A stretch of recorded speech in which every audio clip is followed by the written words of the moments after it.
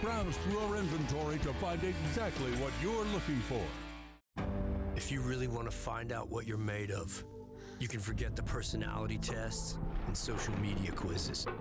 Because the only way you're ever going to know is by heading into the big, wild, raging, so damn beautiful it hurts world and finding out for yourself. Were you born to follow a path, or were you born free? These are the things we thought about when we made the new Grand Cherokee. Made for what you're made of. Tired of the side effect of side-by-side hair? Not when you have a Kawasaki. Your love of your Kawasaki Teryx 1000 will save you from side-by-side hair. Enjoy your Kawasaki on all types of terrain and magically eliminate the chance of messy, unwanted side-by-side hair. Go green this summer with Kawasaki. Get your favorite Kawasaki motorcycles, ATVs, and side-by-sides today at Holzhauer Pro Motorsports in Nashville, Illinois. Yeah! Side-by-side hair, just don't care.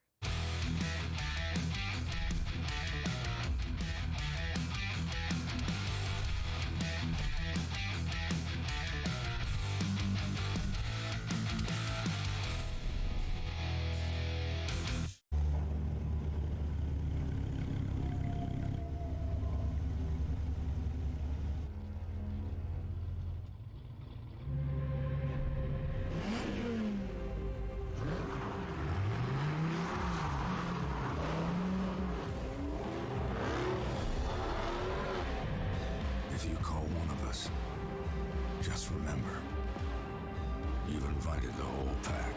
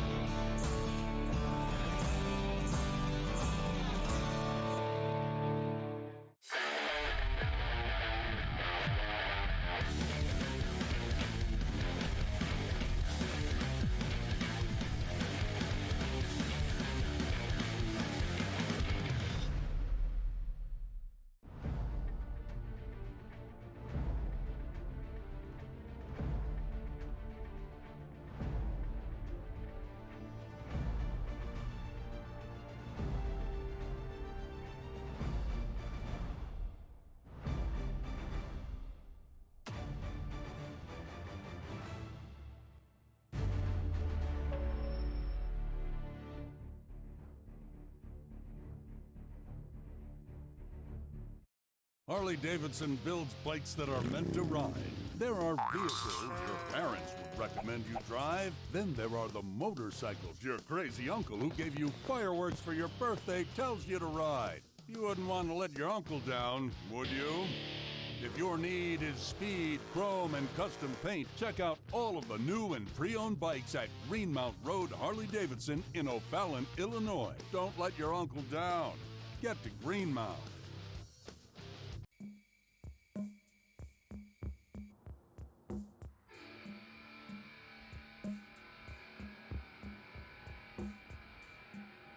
We don't have to worry about predators like our ancestors did.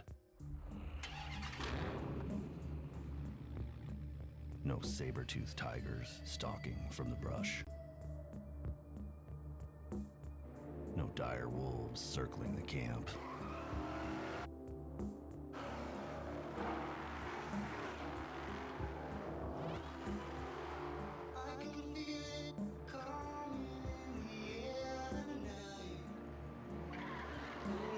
There are no more monsters to fear.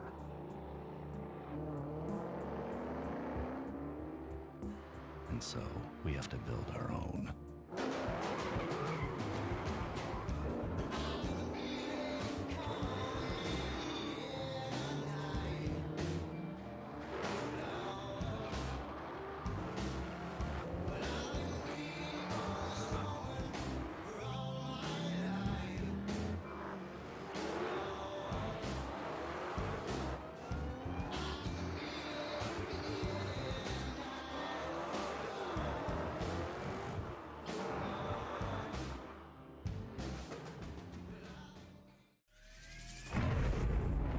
Hold on a minute. Did we hear that right? Dodge is making an electric car? We're talking hypothetical, right? Surely you jest. Dodge? You mean the people who devised the legendary 426 Hemi and sunk it into a sublime missile? You mean the Dodge that created the Hellcat Red Eye and the most powerful muscle car in the world? Makers of the 840 horsepower wheel-standing Demon? Why on God's green earth would Dodge ever build an electric car? Anybody? Any thoughts out there? Hello?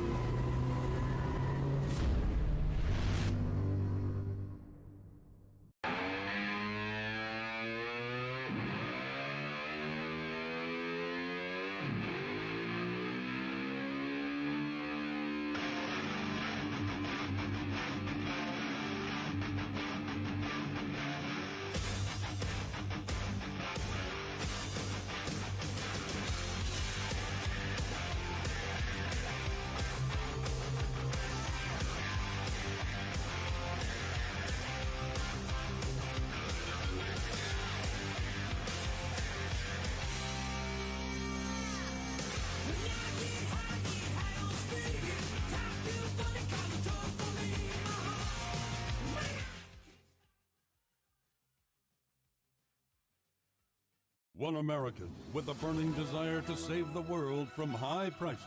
He is the stuntman that saved.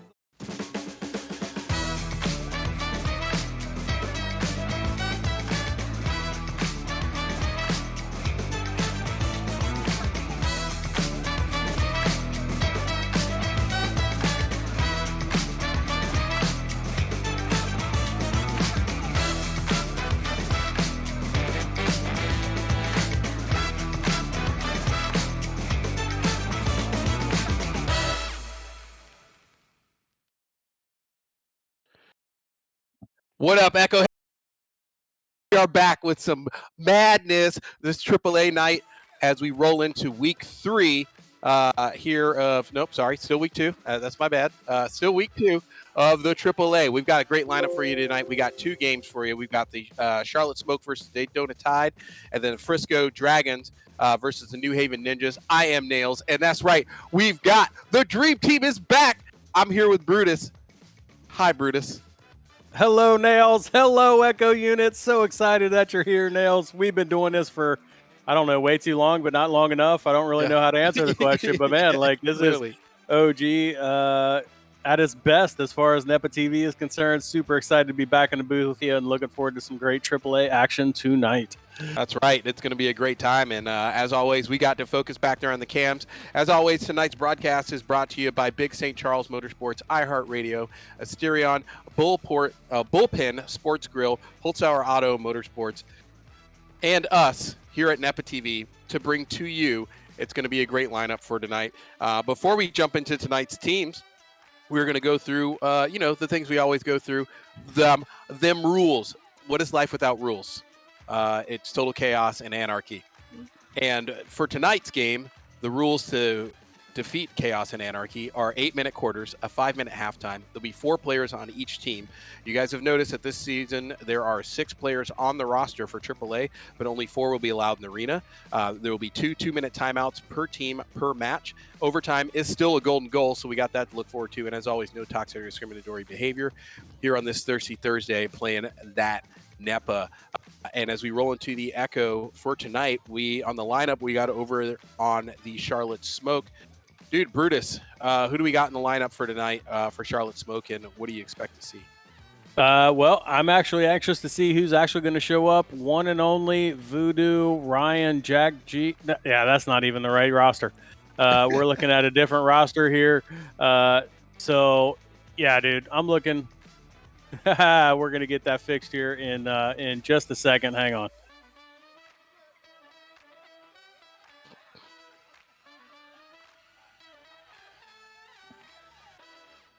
And you know what? That's the Daytona Tide. So I'll go and do it. Daytona Tide, we got one and only Voodoo, Ryan Jays, Jack G, and Paranim.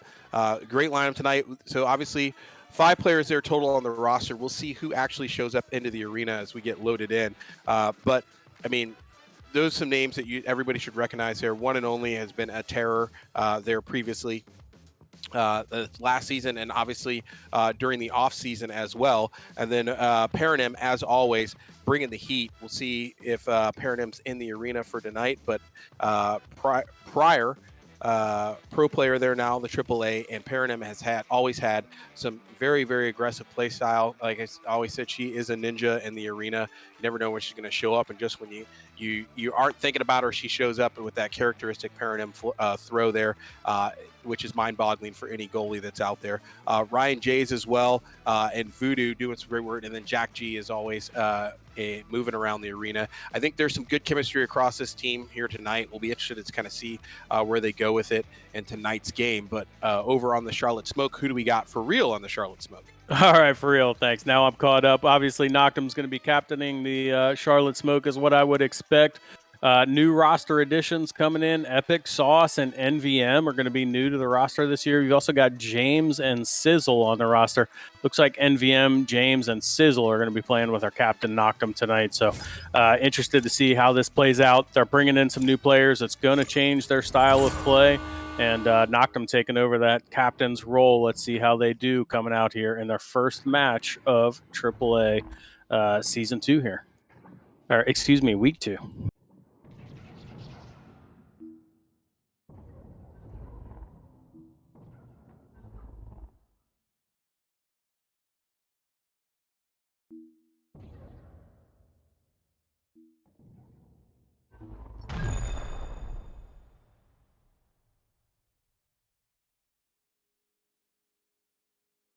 And we are still here with you. It looks like we may have lost Nails, so you are stuck with me. Don't worry, the focus is behind the curtain, making sure that everything flows well for tonight. But for the moment, it's just Nails staring at a computer, wishing he was still audible.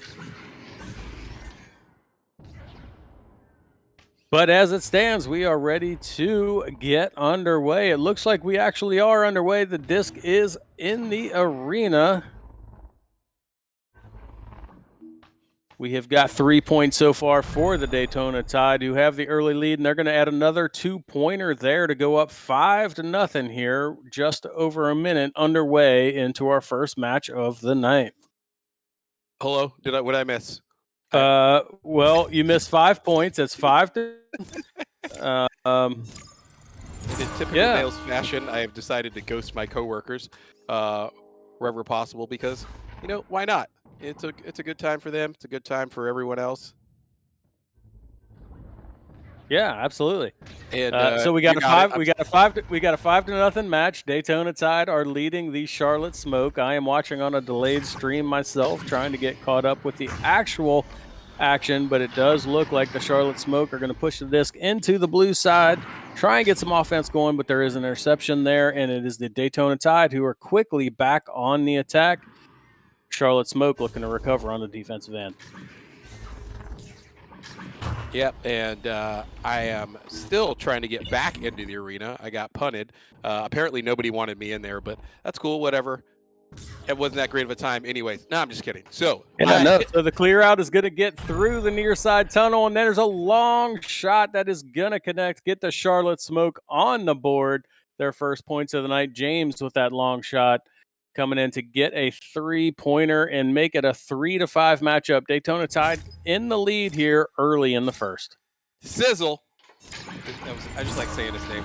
Sizzle with the assist. Jack G coming out for the Daytona Tide. I am, in fact, in the arena. I am here. Good pickup there. Paranim trying to send it across. Can't quite make it happen there. Sizzle on the pickup. Is going to blaze it right back through on the turnaround. Looking to capitalize on transition. Only one in the bubble. Not before the defense get back at the 2v3. NVM picks it up, but not before Paranim just commits a straight robbery there inside the bubble. Denies. Tries to back pass it to the goal. Nobody's there. Bad communication. Sizzle picks it up to the ceiling. Looking for options. Picks it over to the clock. And NVM brings it in for 2. It's a tie game. Nice recovery there. Nice recovery. Do not look now. They have tied things back up. So after the Daytona Tide scored the first 5 points of the match, the Charlotte Smoke have answered with 5 of their own. Nice persistence in the bubble there, Nails.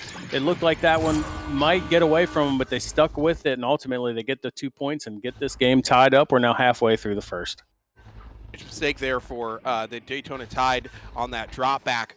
Was trying to get that pass back to reset, and everybody was on their way out of the bubble there. A little bit of miscommunication is going to cost him, and end up with 2 points back on the board for the Smoke. Good clear there. Sizzle picks it up, gets taken out by Perrin as she looks to clear out the bubble there. Looking to get a good clear here. This time, hold on to it a little bit longer, trying to make sure that everybody's in the right place before she clears it out. Gets it over. Ryan Jay's going to pick that up. Looks like he takes a bad bounce there off of the Pac-Man. Over to the far side tunnel. Voodoo blazes it through, looking to send it inside the bubble. Long shot there, not going to take a good bounce to the bubble. Voodoo picks up his own clear, drops it behind to Ryan James. Before he can get in there, Ryan gets knocked out by Noctum. Noctum tries to clear it out, and Perrin picks it up, bringing it right back in. Decides to slow it down to the near side. Pac-Man sends it down to the boot, not able to connect. It's going to take a bad bounce there, and they get by the Smoke through the far side tunnel. There is a race for the stack over to the blue side bubble. Brutus, over to you. Yeah, really nice play there by Perrin, going all the way back to the previous set. She had a great stun. It looked like we'd have a 2v2 in the blue bubble, but she gets things over to the other end. But the turnover is going to get the disc back in the hands of the Charlotte Smoke, who put that one away, and they take their first lead of the match there with a 2-pointer from Sizzle. 3 minutes to go in the first. It's now a 7-5 Smoke lead. Yeah, it looks like everybody's having a little bit of a rocky start, yours truly included. I think the Daytona Tide off to a very aggressive start there in the Smoke. A little bit fumbly, but they got back in front of it. Now they're up by 2. They're after some great recovery, some great transition and defense from the Smoke, and Sizzle. Oh, Sent some hello. bacon grease off the ceiling for 3 points. Great bounce there, and a nice long shot from 45 meters out. Takes them up by 5. They have 3 unanswered goals now against the Daytona Tide.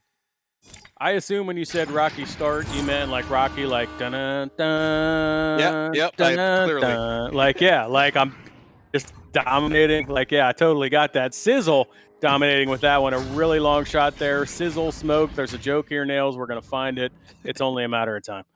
Is this smoky sizzling, smoky sausage links? Oh, Envy from the near side up top.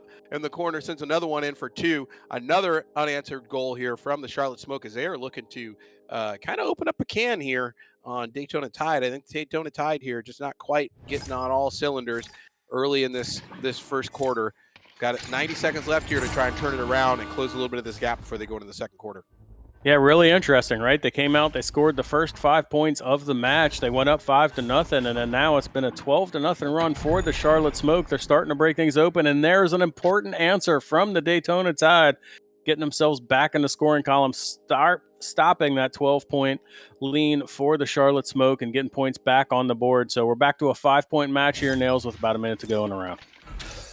Coming up on the last 60 seconds, that's exactly what the Daytona Tide here needed to turn a little bit of this tide per their namesake there to get some momentum going in their direction as they come out with the quarterback advantage there. Charlotte Smoke. Sizzle looking for a little bit of a long shot there, takes a bottom ding there off the ding ring, not able to get it. Oh, and again, Daytona Tide looking to answer in kind, try to send another one long distance from the trenches, not able to connect there either, but they pick up their own rebound. Jack G dropping it back to the bow tie, trying to bring it in slowly this time as they look to try and close that gap, and again, James gets in front of it, puts the stop on it all day long, sends it through the near side tunnel. They got themselves a clear. 30 seconds left here as Noctum picks it up over the bow tie, looking to drop one in from a distance. Voodoo gets a hand on it, knocks it right back out. Noctum trying to do captain things, get the disc dangerously into the blue bubble, but they can't quite connect. Now there's a clear out, one more chance for the Tide, but it's going to be intercepted, and Sizzle's going to put it back into play. Final seconds of the quarter. Can the Smoke get another goal on the board? Sizzle with the disc in the hands, looks behind the goal, and what a great pass there. Finding the assist on the bottom right underneath the goal. James coming up, putting that one in from 4 meters out to get another 2 points and doubling up the 7 points from the Daytona Tide. Put the Charlotte Smoke up 14-7 here at the end of the first quarter as we leave it to a word from our sponsors. If you really want to find out what you're made of, You can forget the personality tests and social media quizzes, because the only way you're ever gonna know is by heading into the big, wild, raging, so damn beautiful it hurts world and finding out for yourself. Were you born to follow a path, or were you born free? These are the things we thought about when we made the new Grand Cherokee. Made for what you're made of.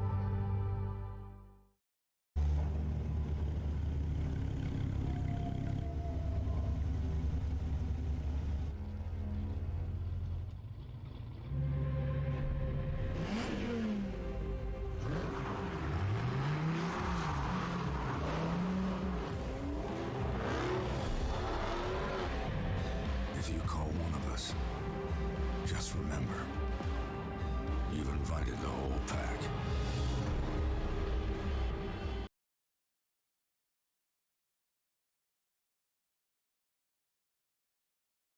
Charlotte Smoke have really taken control of this match, doubling the Daytona score here. Brutus, what'd you see first quarter?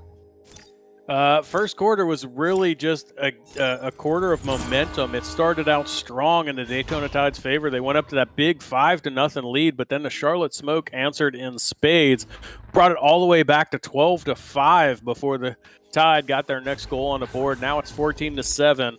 Daytona Tide looking here to press the attack and try and eat into that 7-point deficit.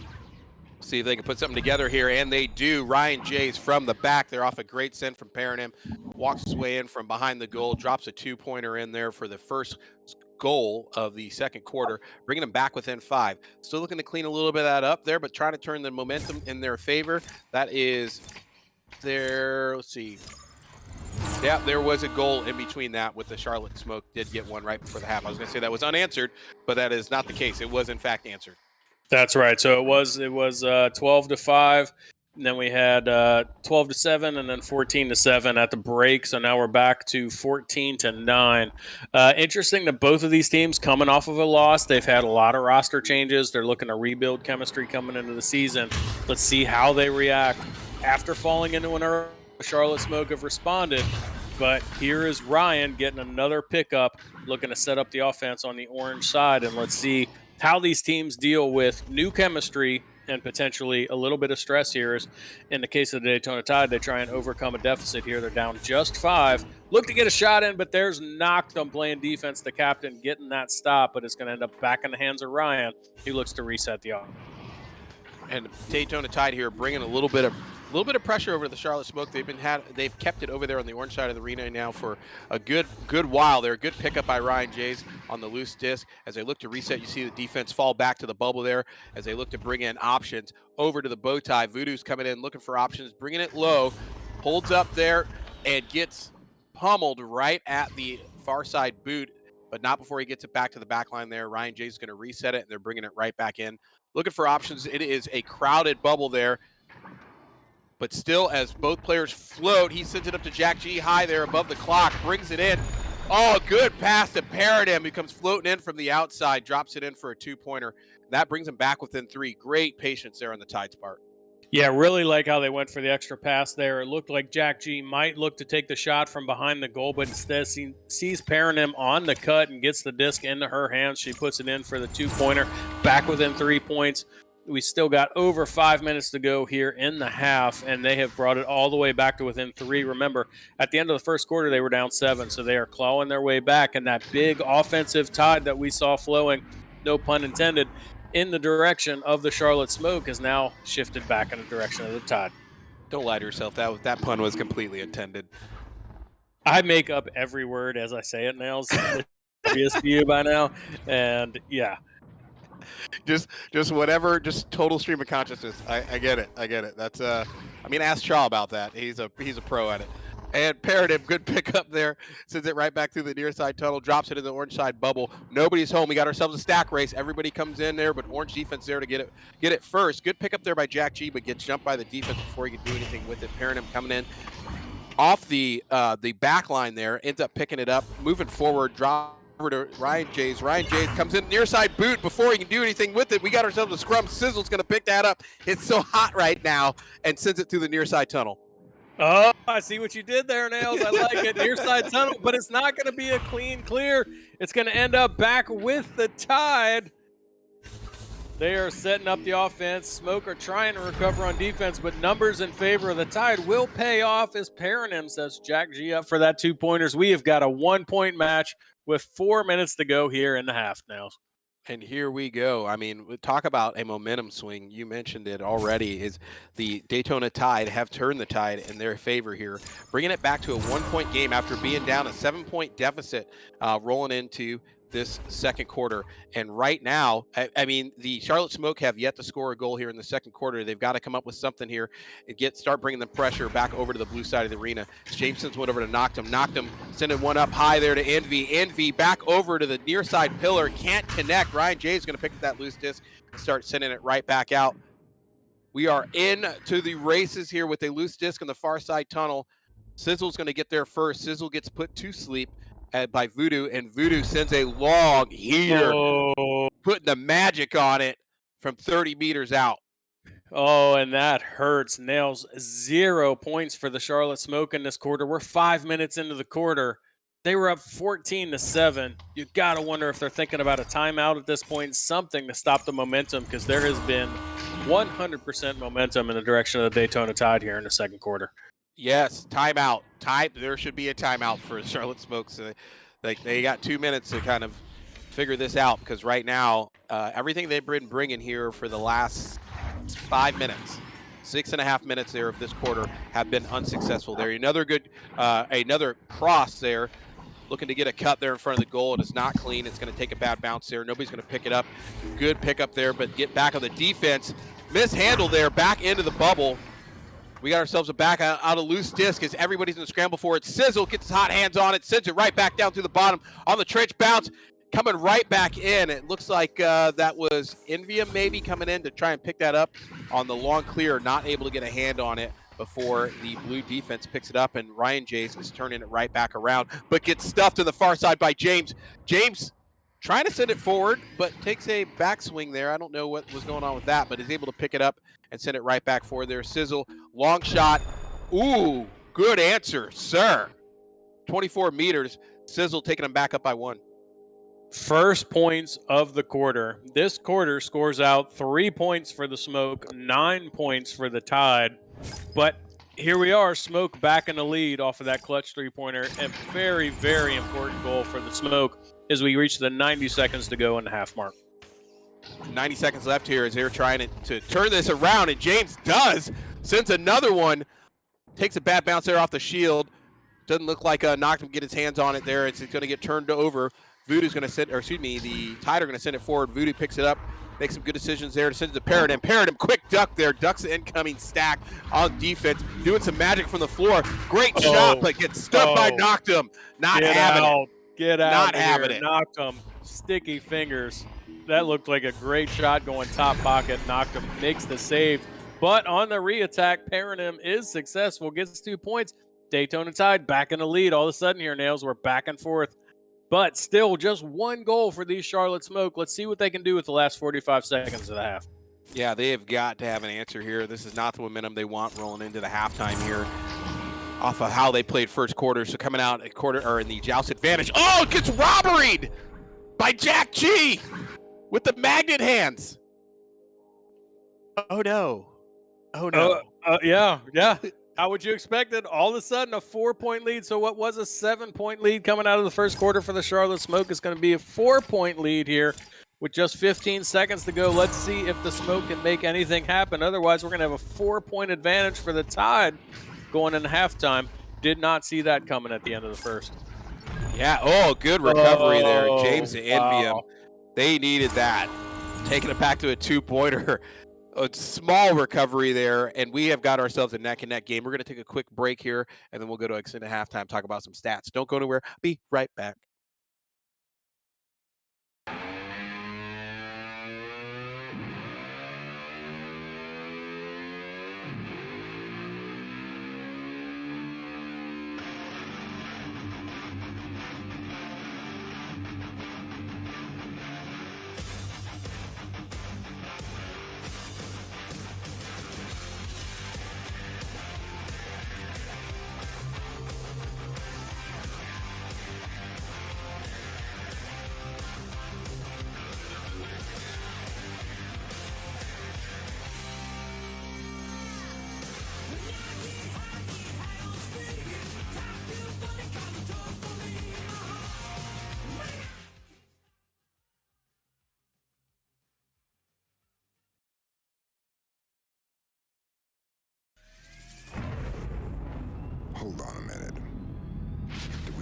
right? Dodge is making an electric car? We're talking hypothetical, right? Surely you jest. Dodge? You mean the people who devised the legendary 426 Hemi and sunk it into a sublime missile? You mean the Dodge that created the Hellcat Red Eye and the most powerful muscle car in the world? Makers of the 840 horsepower wheel-standing Demon? Why on God's green earth would Dodge ever build an electric car? Anybody? Any thoughts out there? Hello?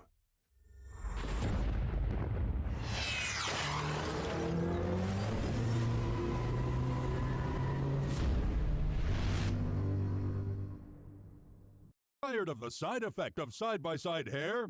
Not when you have a Kawasaki. Your love of your Kawasaki Teryx 1000 will save you from side-by-side hair. Enjoy your Kawasaki on all types of terrain and magically eliminate the chance of messy, unwanted side-by-side hair. Go green this summer with Kawasaki. Get your favorite Kawasaki motorcycles, ATVs, and side-by-sides today at Holzhauer Pro Motorsports in Nashville, Illinois. Yeah!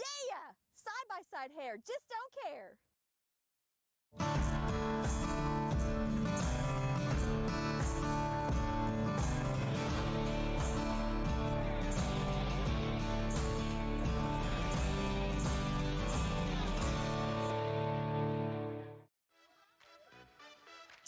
What up? We back. I'm not back, but Brutus is back. The ghost of Nails. Nails, take off your invisible cloak. We are back. We are taking a look at stats. We are here with your Holzhauer Auto and Motorsports halftime show. Let's talk about what we saw, Nails. I'm taking a look at team stats. That's where I like to start. This is a team game, and I like to see how those stats kind of add up. Amazingly,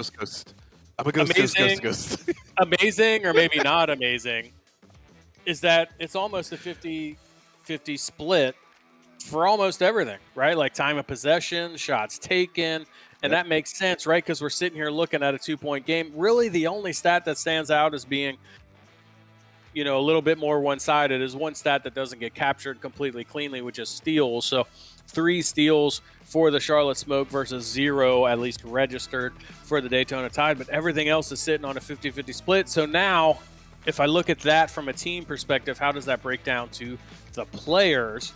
When I look at the players, Daytona Tide really standing out with 10 points from Jack G to go along with 2 assists, so really carrying a lot of the offensive load with Voodoo backing up, pairing him and Ryan also getting in on the scoring.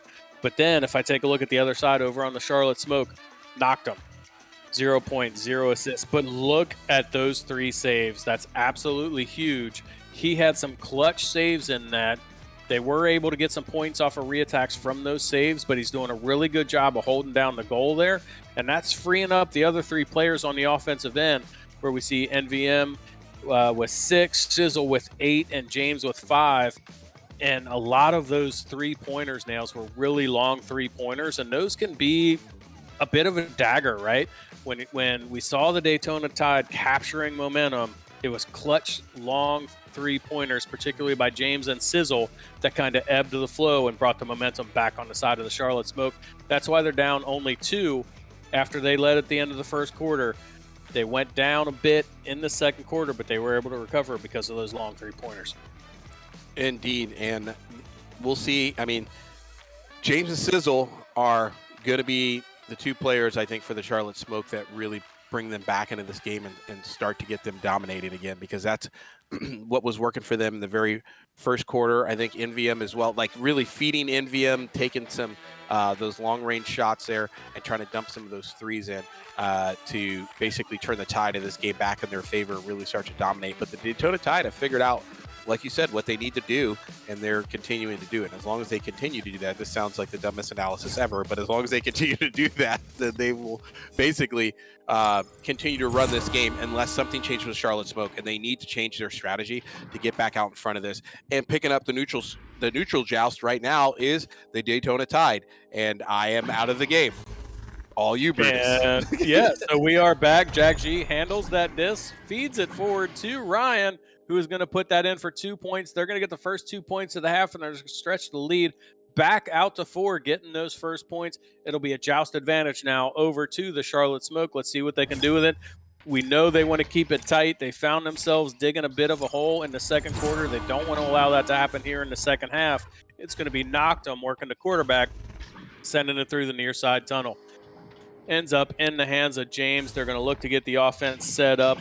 There's Noctum cutting across the ceiling. Has the disc, but it's going to be a pocket pick as Jack G ends up with it. He's looking for the mail slot, and it is open. He sends that one home from 50 meters, Nails. That's a 3-pointer, taking this out to a 26-19 lead for the Daytona Tide. Not the start that the Smoke were looking for. They're going to have their second joust advantage. They're going to want to be more disciplined with this one and make sure that they maintain control of the discs. They're going to go down the far side tunnel this time, but an errant pass is going to end up in the hands of Paranim. Paranim now working it up the far side, but the offense is getting set up. Ends up with Jack G working it off of the floor, sends it in for another 2 points. So Jack G continues the hot hand. He had 10 points at the half. He's now got 15 with the first 5 points here of this half. He has stretched their lead all the way out to 9, and right now the Charlotte Smoke are just looking for an effective rollout coming out with this joust advantage. They've gone 0 for 2 so far. Yeah, and they are right now, just like we talked about, just struggling to find an answer right now. They don't know how to disrupt this defense from the Daytona Tide. You see there, they try to get in, errant pass there. It's going to get picked up long distance by Ryan James, drops it to Voodoo. Voodoo back over to Paradigm. Paradigm with plenty of breathing room, tries to send a long shot in there, knocked him right in the way, reads that lane and shuts it down before kicking it right back out to Envium. And right now they have got to get these passes to connect to each other so that they can move the disc forward. Again, another errant pass there. Paradigm, right place, right time, picks that up, sends it right back to the orange side bubble. Noctum's there playing some great backline, kicks it over to Sizzle. Sizzle to James. James, long distance. Nobody's home, but good pickup by Noctum for the recovery. Rebound, 4-2, back to 7. Like, that is not they wanted a 3-pointer, but they picked up a 2, and great recovery there. Great disc fielding from the Charlotte Smoke, bringing them back within 7.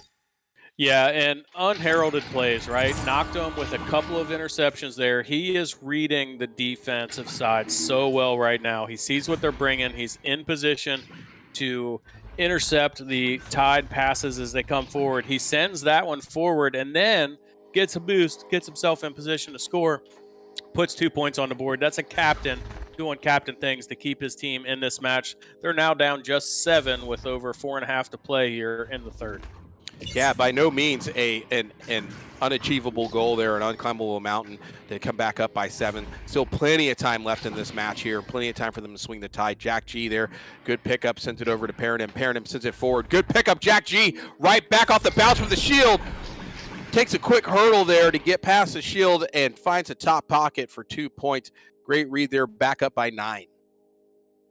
And Jack G now with 7 points in the quarter to bring it back to that 9-point spread. Jack G has the hot hand. The Charlotte Smoke have to find a way to answer Jack G's attack. He was all the way back on the defensive end, got the interception, created the turnover, and then found himself forward and in position to score. This time, though, disc ends up in the hands of Voodoo. Noctum doing his best to defend the goal, but not going to be enough as Voodoo finds the bottom pocket there from the backside. Brings this back to an 11-point lead now for the Daytona Tide. Rough start to this half for the Charlotte Smoke. They've got to find a way to recover. Yeah, that rollout, their rollouts just keep getting scuffed right now, right? Their rollouts are coming out, and they're either not connecting on the passes or they're getting intercepted, right? The options where they're not connecting, we end up with a loose disc, or they get stuffed there, hold on to it a little bit too long. Here comes Voodoo picking that up on the near side tunnel. Knocked him again, back up against the ropes in the goal. Defensive stack comes back just in time to put Voodoo to sleep. Caused a loose disc, not able to pick it up. A little bit of a scrum there on the far side. Sizzle, great work, picks it up on fire, sends it right back through. Good bounce over squarely into the blue side of the arena as they try to get the disc back there at the trenches, but Ryan Jay's not able to get put to sleep. He's got some caffeine tonight, not going to get stunned out. NVM picks it right back up on the orange side, tries to send it forward, not able to do anything with it. Here comes the defensive stack. James, great work with Sizzle, tries to get the clear, doesn't make it through the center, and before Noctum get rid of it, Ryan Jays picks that up. off the pickpocket. Open goal, pairing him for 2. They're up by 13 now. Yeah, knocked him. Came out of the goal there. Looked to have possession of the disc, but could not get it cleared out. Ryan able to turn that one around, and with knocked him out of the goal, pairing him makes him pay. Stretching a lead all the way out to 13, and really only 2 points here for the Smoke in the second half. They've got to find something on the offensive end. Daytona Tide being really disruptive on the defensive end. That they are, and they have just continued to move here. Envium picks up a good loose disc there off reading the great bounce from the far side. Is going to bring it back in. Still down by 11 right now, but again, still plenty of time left in this game. We're 2 minutes left here in the third quarter, and we still got a whole fourth quarter left to play. Yeah, plenty of time and a quick goal there, right? So a good response there by the Smoke to kind of ebb the flow a little bit. But now they've got to get consistent on the defensive end, create some turnovers, and get some consecutive goals. As Ryan and Jack G seem to be really settled in on the offensive end. As they are, they're really starting to find their mojo here and their rhythm. Great bounce shot there, knocked him. Great read. Aware of both sides of the goal there. Blocks that one, not able to get rid of it. Still on the pressure on the orange side of the arena. Pairing him, kicks it over to Voodoo. Voodoo looking to come in from the far side, unannounced. Far side shoulder, doesn't like what he sees. A little bit of a dismiss handle there. There's an opportunity for the Charlotte Smoke to disrupt this offense, and that they do. They get a hand on it, kick it through the near side tunnel. Defense comes back to pick it up. Voodoo and Paranum looking to reset here and try to bring the disc right back in. Jack G over on the far side. It's a 2v2 inside the bubble. 1 versus 1 to the goalie. Going to take it in for the slam dunk. Slam dunk, stretching it back out to 3. Knocked him at home in the goal. He has had such a great night, but that time unable to stop Jack G, who brings that one in for the slam dunk. 36-23 here. We're under a minute to go in the quarter. Cruising, that may be right. That may have been a no-look save. But you know what? I'm not in there, so I'm going to give him the benefit of the doubt that it was totally planned. Because why not? FPM off the ceiling, bringing it right back in, and cannot do anything with it before the defense comes out to meet him there. Voodoo's going to break that up, send it right back to the far side. Pairing him, sends a long clear, takes a bad bounce there. Oh, and trying to get back into the orange side bubble, but not before James comes back and picks that up. 18 seconds left. Alexa clear it down through the center. Not going to go anywhere. Envium's going to pick that up again. Right now, 11 seconds left. They either need to take a long shot here or just get rid of it and look to keep it out of their side of the arena until the end of this quarter. 3 seconds left, 2 seconds, and nobody's going to do anything with it there. Knocked him, sends a long-distance shot, but it can't get there before the timer has run out. We'll take a quick break. We'll be right back for the last and final quarter. Smoke versus the Tide. Get some.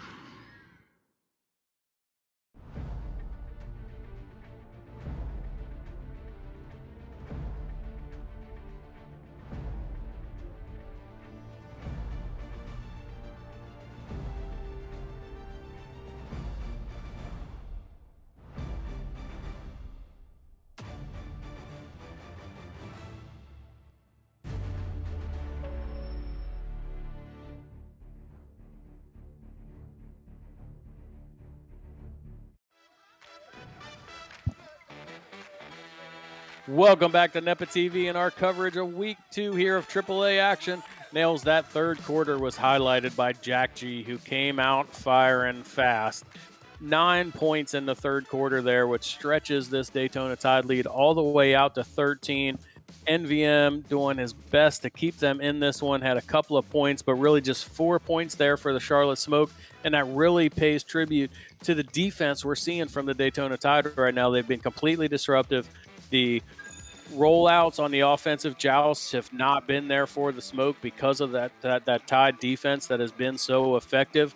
They've got to find something here to overcome that. They're going to have to string some goals together and create some turnovers. Knocked them doing a great job back in the goal, but just not enough because they're not getting it done on the offensive end. We saw in the first half that NVM, Sizzle, and James were able to get involved on the offensive end. They've got to get that going again if they're going to crawl back into this one. You are absolutely correct, my friend. And in addition, they need to put the brakes on Jack G.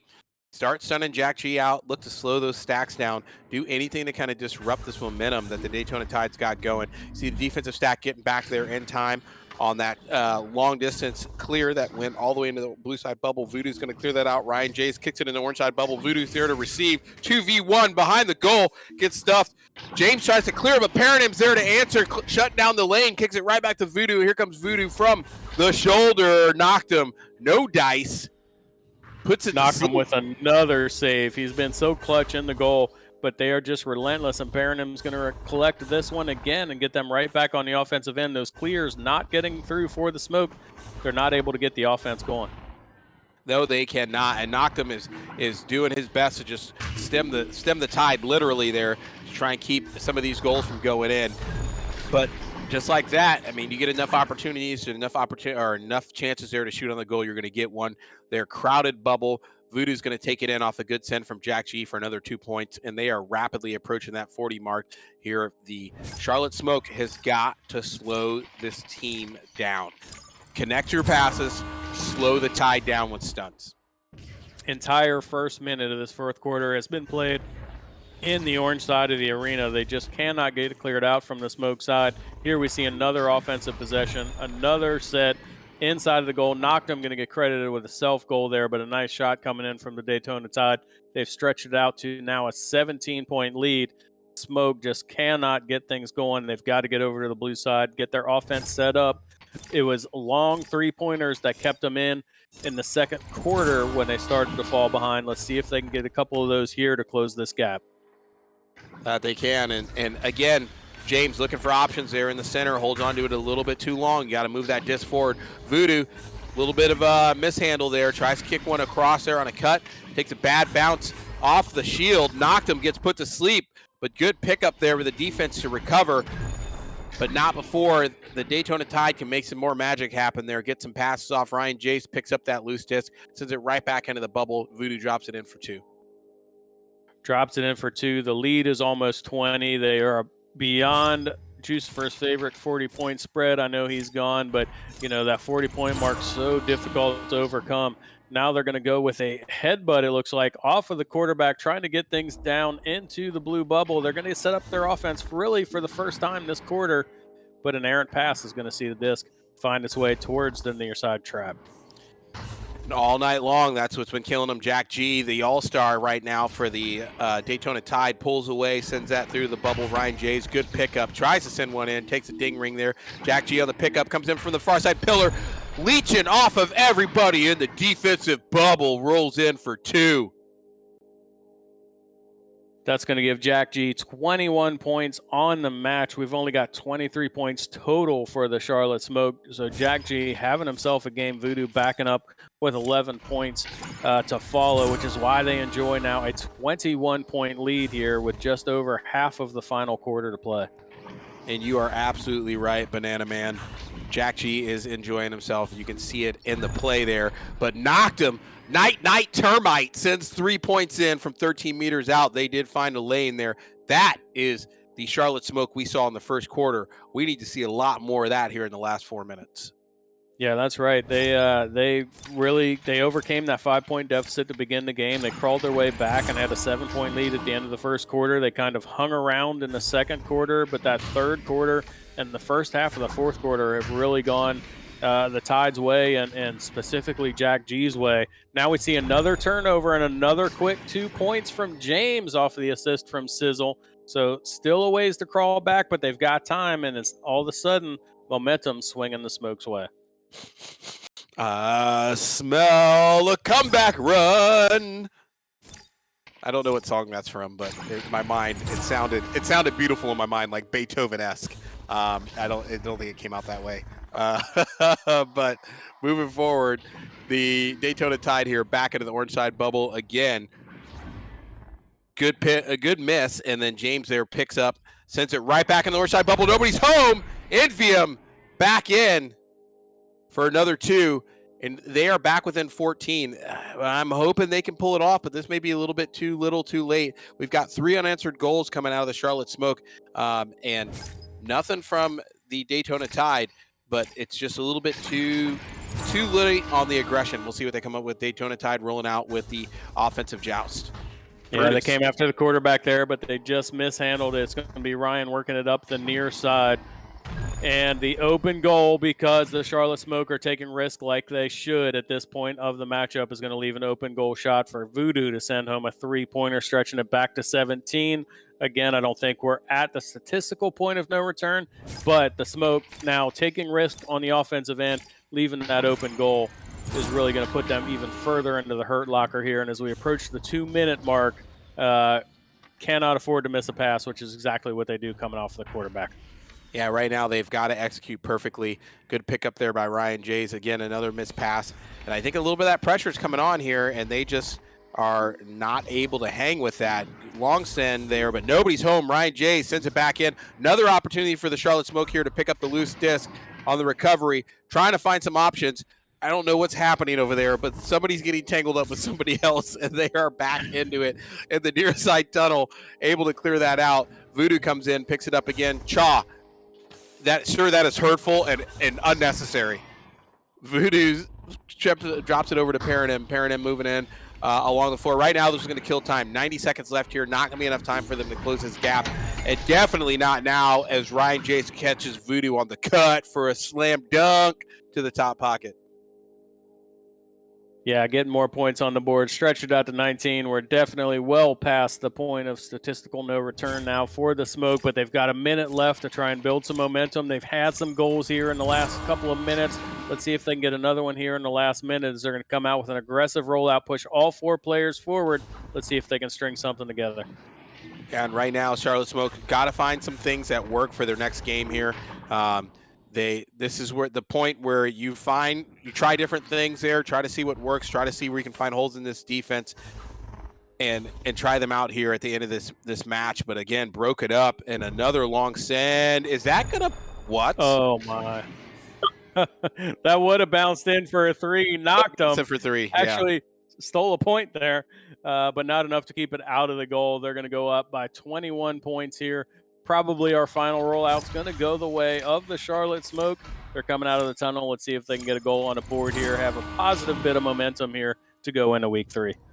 20 seconds left, and they, again, the rollout here gets scuffed on the lip there of the far side tube, or far side tunnel, and Paranim's going to pick up that bounce off the loose disc, drop in another 3, and that has got to be heartbreaking for the Charlotte Smoke, but I mean, these are the lessons you learn as you go through there, and I think a little bit of the Charlotte Smoke still kind of figuring out a little bit of that chemistry. I think they had something that was awesome first quarter, and I don't know what happened to it. I don't know where that broke down. I think if I had to guess, I think really the Daytona Tide made some adjustments, came back right, and then I think the Charlotte Smoke just did not have a good adjustment in pocket to be ready for that and still kind of manage the chemistry piece. All these teams are new, and we're rolling into the third week here, AAA for the season. So I think everybody's trying to figure out their flow and their mojo. Yeah, a lot of new players over on the Charlotte Smoke side. So I think you're absolutely right with the chemistry piece of this.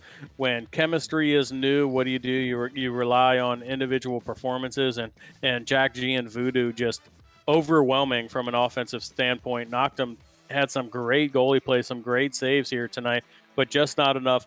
It wasn't that the Daytona Tide just had one possession. It's that if they shot and knocked them, saved it, they were in position, in lanes to intercept passes when the Smoke were looking to clear it, and they were getting second and third reattacks, and they were ultimately effective with those, and they just continued to build that lead going through the third quarter into the fourth. Little bit of a run there by the Smoke in the fourth quarter, but not enough to overcome because the Tide were just too much, and they were overwhelming here tonight, getting more points on the board. They're going to win this one 54-30. True statement, and I think my Holtzauer Auto Motorsports Stuntman Award goes to Jack G for the night. I think Jack G was crushing it, double digits. Above 20-plus points there. I think he left before we could get all the stats. I think hopefully DeFocus got him. But Jack G, clearly the player of the game there. 21 points, 4 assists. I think he had a couple more assists than that.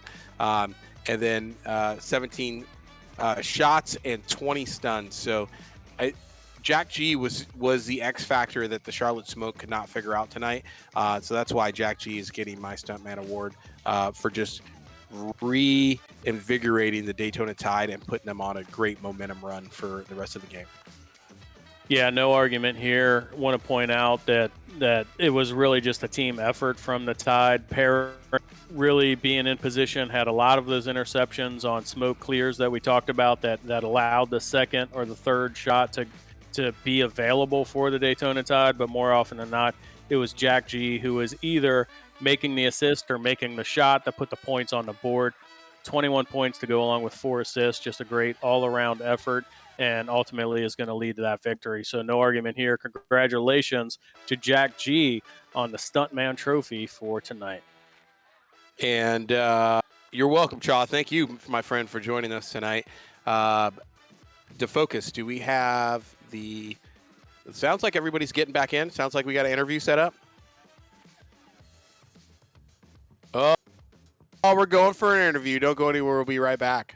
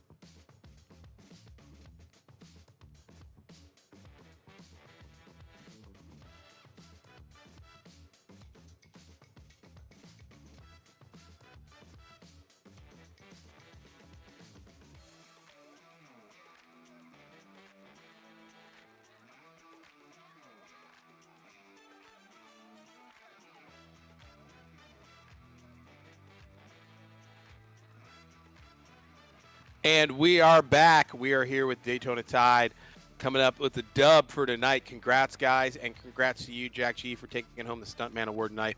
Outstanding job to all of you guys for tonight's game. Yeah, thanks. We really appreciate it. I think we played really well. So, yeah. We think so as well. And speaking of rolling in for tonight's game, so you guys are coming off a loss with the Ottawa Frost. Like, what was the big thing you guys were thinking rolling into this game, and how was that kind of weighing on you? No. I think it was just our first game back, and we really wanted to improve, and we wanted to show people like, hey, we kind of had a rough start, but we're ready to go this season. We're ready to take it. Perfect, and you guys showed it tonight. Dude, talk to us about the first quarter to the second quarter transition. So you guys roll into at the end of the first quarter, you're down half or double your score. Well, your score is half of the other team's score, right? Yep. Basically, you're down 7 when we do math, like Mhm. grown-ups. But rolling into the second quarter, what changed for you guys for your strategy, and what were you thinking that really turned the game around there in the second quarter? You held them to a single goal. You held the Charlotte Smoke to a single goal in the second quarter, and then ran away with it for the rest of the game. I mean, I think like the first round, we were like rushing ourselves and stuff, and then we weren't like making really like consistent passes. And then the second round, we were like all warmed up and stuff. We just we just fixed our problems. We fixed our issues. We just improved a little bit. Yeah, and then on top of that, I think we stopped trying to force the disc down the field as much. Try to maintain more possession, and I think our defense really stepped up. I think we noticed the score, and we really tried to put more pressure on them, and I think that really worked out well. Yeah, definitely. You guys, your defense was really picking apart their rollouts there. Talk to me a little bit about that. You guys, where you guys were making a lot of your money here against Charlotte Smoke tonight was just picking apart their rollouts, never really allowing them to kind of get their feet under them there on those joust advantages, and basically complete any plays over to the blue side of the arena and turn them into goals. Very little there. What were you guys? Was there anything Voodoo specifically from like a captain strategy that you were noticing or rolling out to the team that was allowing you guys to really just pick apart those rollouts and catch them in transition? Well, if you noticed, they ran a ton of like relays back and forth, like one side or the other. And so when you play like the man defense, if you have like enough speed and enough coordination as a team, then your play style will work better against a relay when you're playing like a man defense. Because what Jack G did really well was he would push up, and if he noticed it was a relay, he'd stop and he'd come back and try to like cover those plays. And when you're running a relay, you don't want to backpass it as much because all of your players are downfield. So like if you have a backstack or something like that, it can cause a lot of pressure on you as a goalie to maintain that disc, especially if there's a mistake. So we really tried to maintain a full coverage of the field. And I think that worked out really well because we were able to cover every man and most of the shots that were taken on goal. So I think that's what really helped us. And agree, your guys' positioning tonight was just outstanding. Just everybody was in the right place at the right time to really kind of shut down those lanes for those passes. I mean, that's all I got. Congrats, Brutus. You got anything? No, great game, guys. Super proud of you. If you didn't catch it on the onset, Jack G, congratulations, taking home the Stuntman Player of the Match Award, brought to you by Holtzhauer and Auto Motorsports. Just a great game. Voodoo talked about that a little bit, how you built into the defensive side, but you were turning that defense into great offense. Led all scorers tonight with 21 points by my count. So hats off to you. Hats off to the team. Really good overall performance, and I agree. The pressure was just too much. Frustrated the Charlotte Smoke rollouts to the point where you guys were creating points off of turnovers and added up to a large victory. So congratulations. You're now 1-1 on the season going into week 3.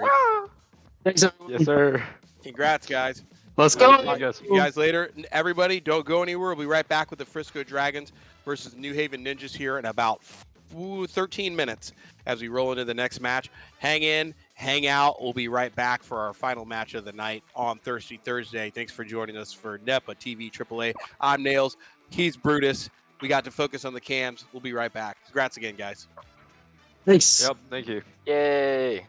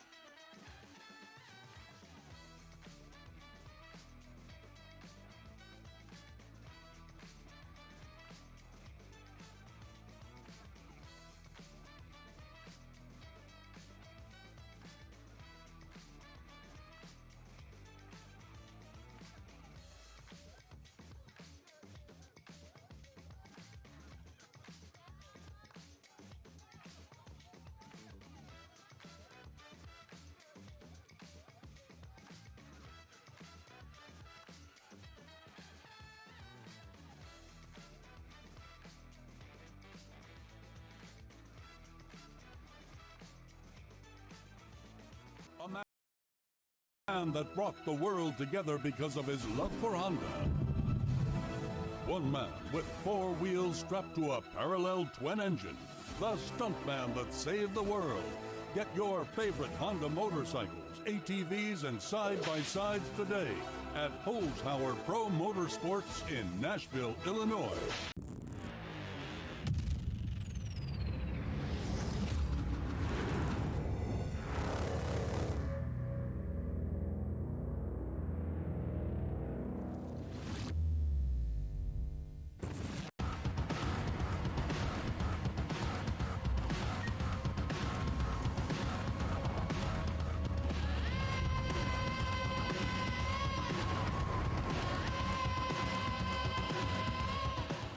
One American with a burning desire to save the world from high prices. He is the stuntman that saved the world. He is looking to destroy high prices. A man that brought the world together because of his love for Kawasaki. One man strapped to a 2021 Terex KRX 1000. The stuntman that saved the world. Get your favorite Kawasaki motorcycles, ATVs, and side-by-sides today at Holzhauer Pro Motorsports in Nashville, Illinois.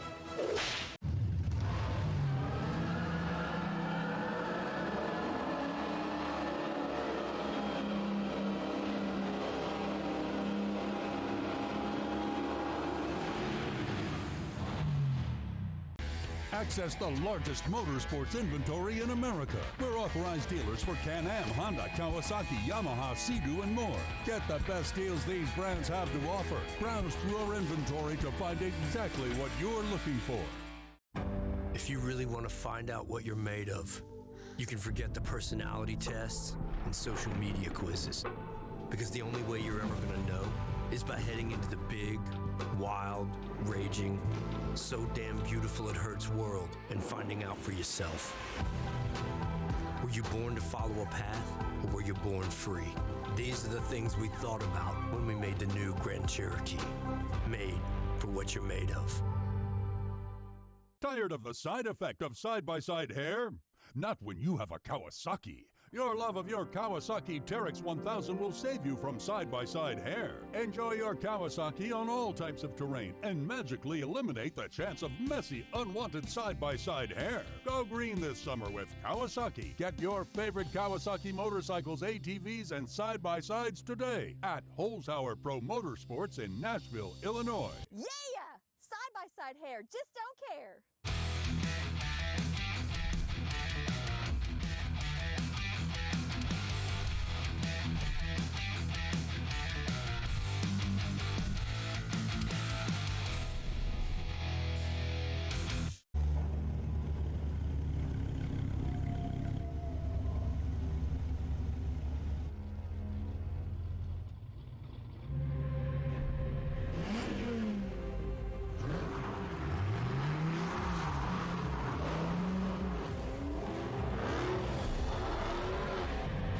If you call one of us, just remember, you've invited the whole pack.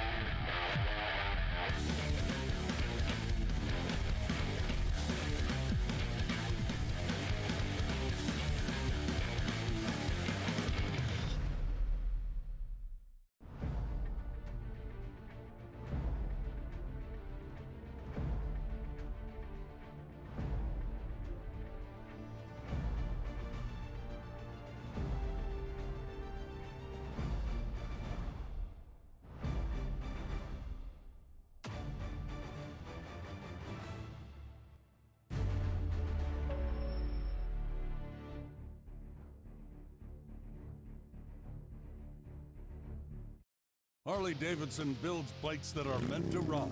There are vehicles your parents would recommend you drive. Then there are the motorcycles your crazy uncle who gave you fireworks for your birthday tells you to ride. You wouldn't want to let your uncle down, would you? If your need is speed, chrome, and custom paint, check out all of the new and pre-owned bikes at Greenmount Road Harley-Davidson in O'Fallon, Illinois. Don't let your uncle down. Get to Greenmount.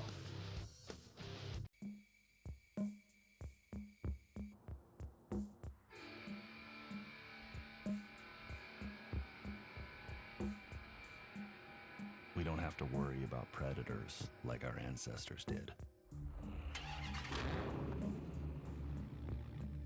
No saber-toothed tigers stalking from the brush.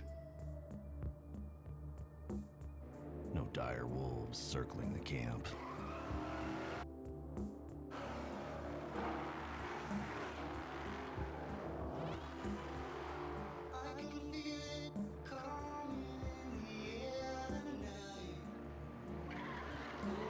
There are no more monsters to fear.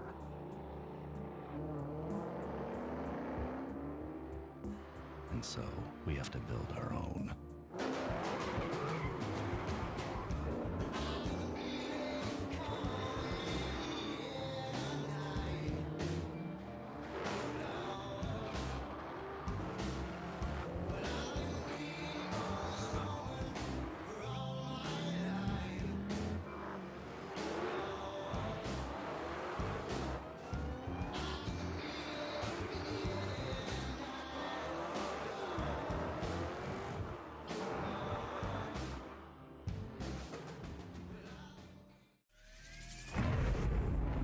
Hold on a minute. Did we hear that right? Dodge is making an electric car? We're talking hypothetical, right? Surely you jest. Dodge? You mean the people who devised the legendary 426 Hemi and sunk it into a sublime missile? You mean the Dodge that created the Hellcat Red Eye and the most powerful muscle car in the world? Makers of the 840 horsepower wheel-standing Demon? Why on God's green earth would Dodge ever build an electric car? Anybody? Any thoughts out there? Hello?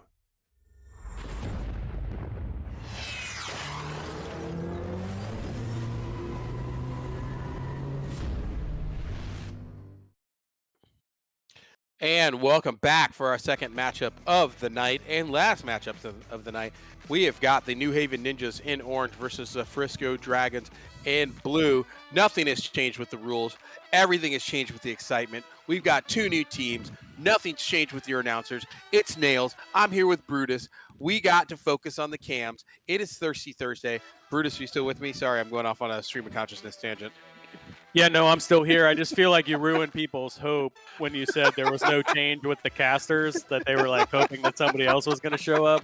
And yes, we're still here, and we are super excited to bring you AAA action here, our second match of the night.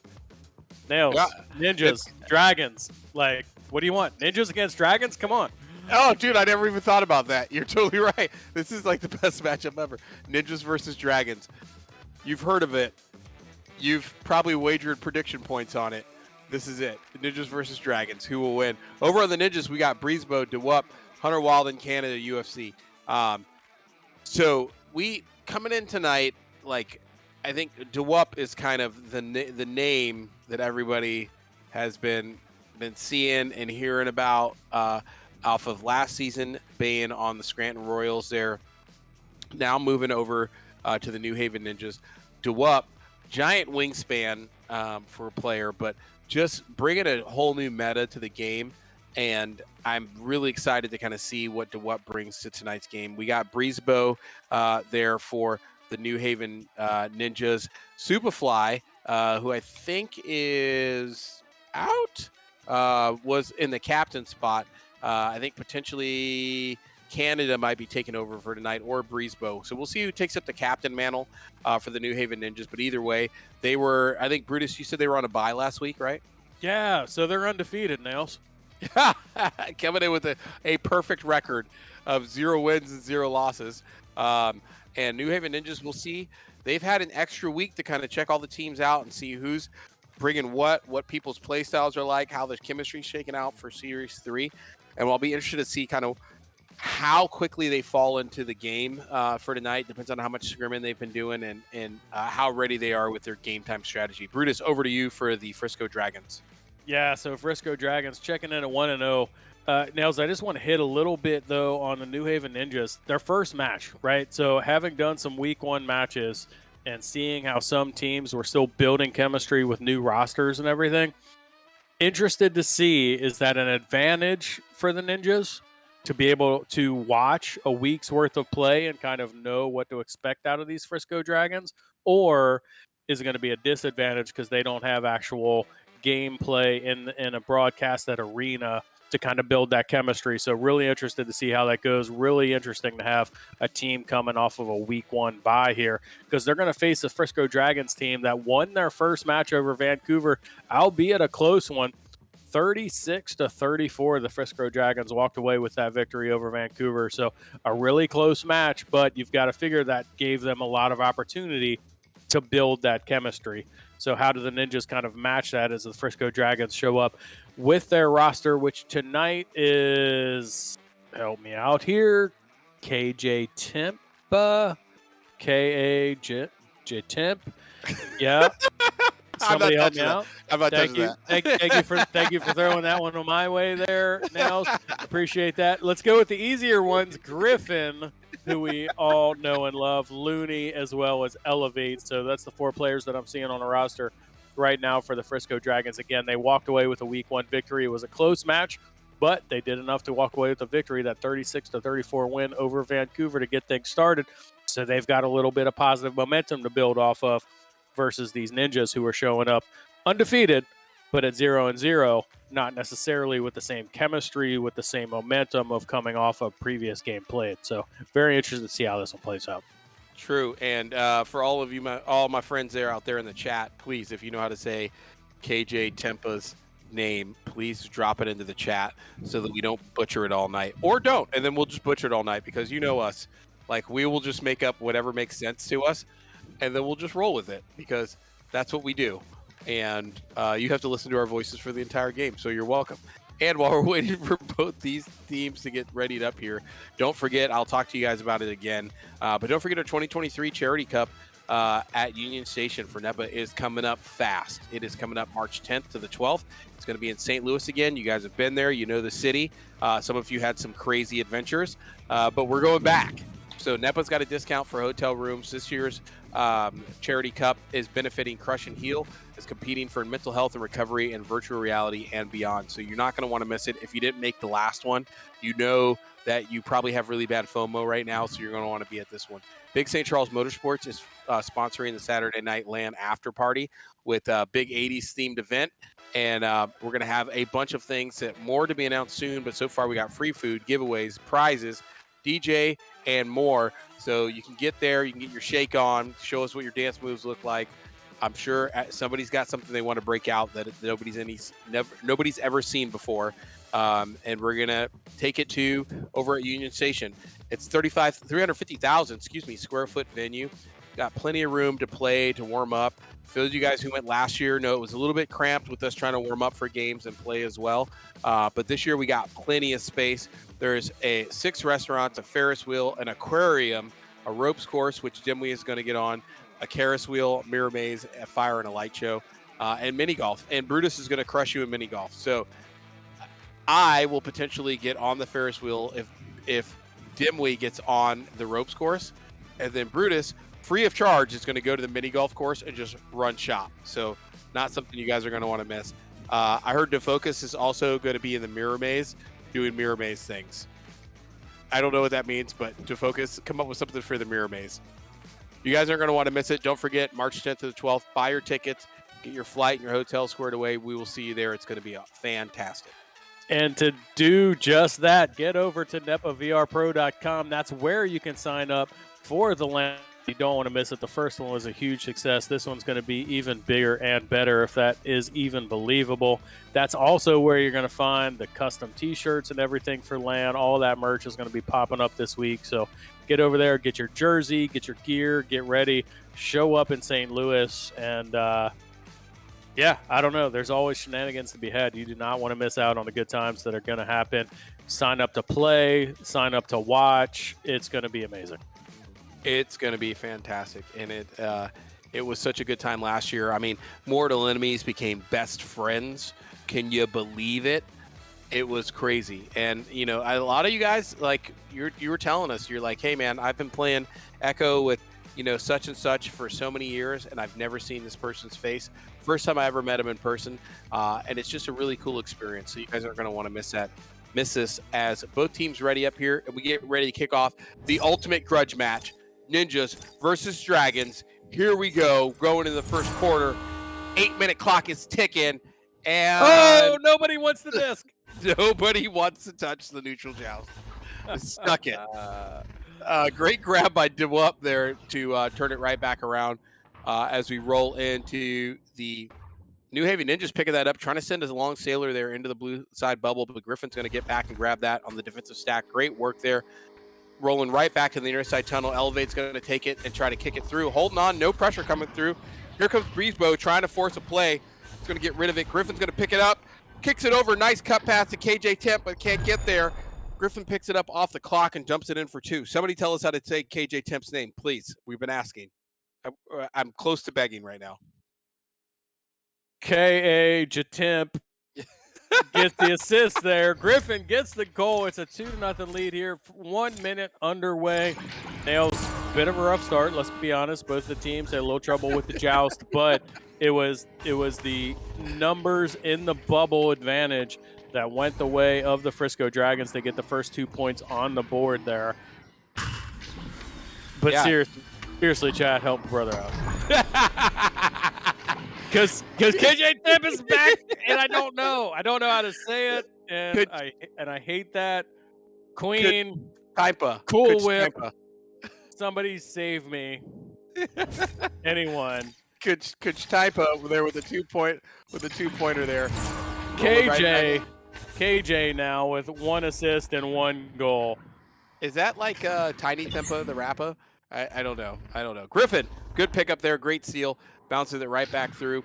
And right now, the Dragons are on a tear, just really beating up this orange bubble. Great turnovers there in the neutral zone.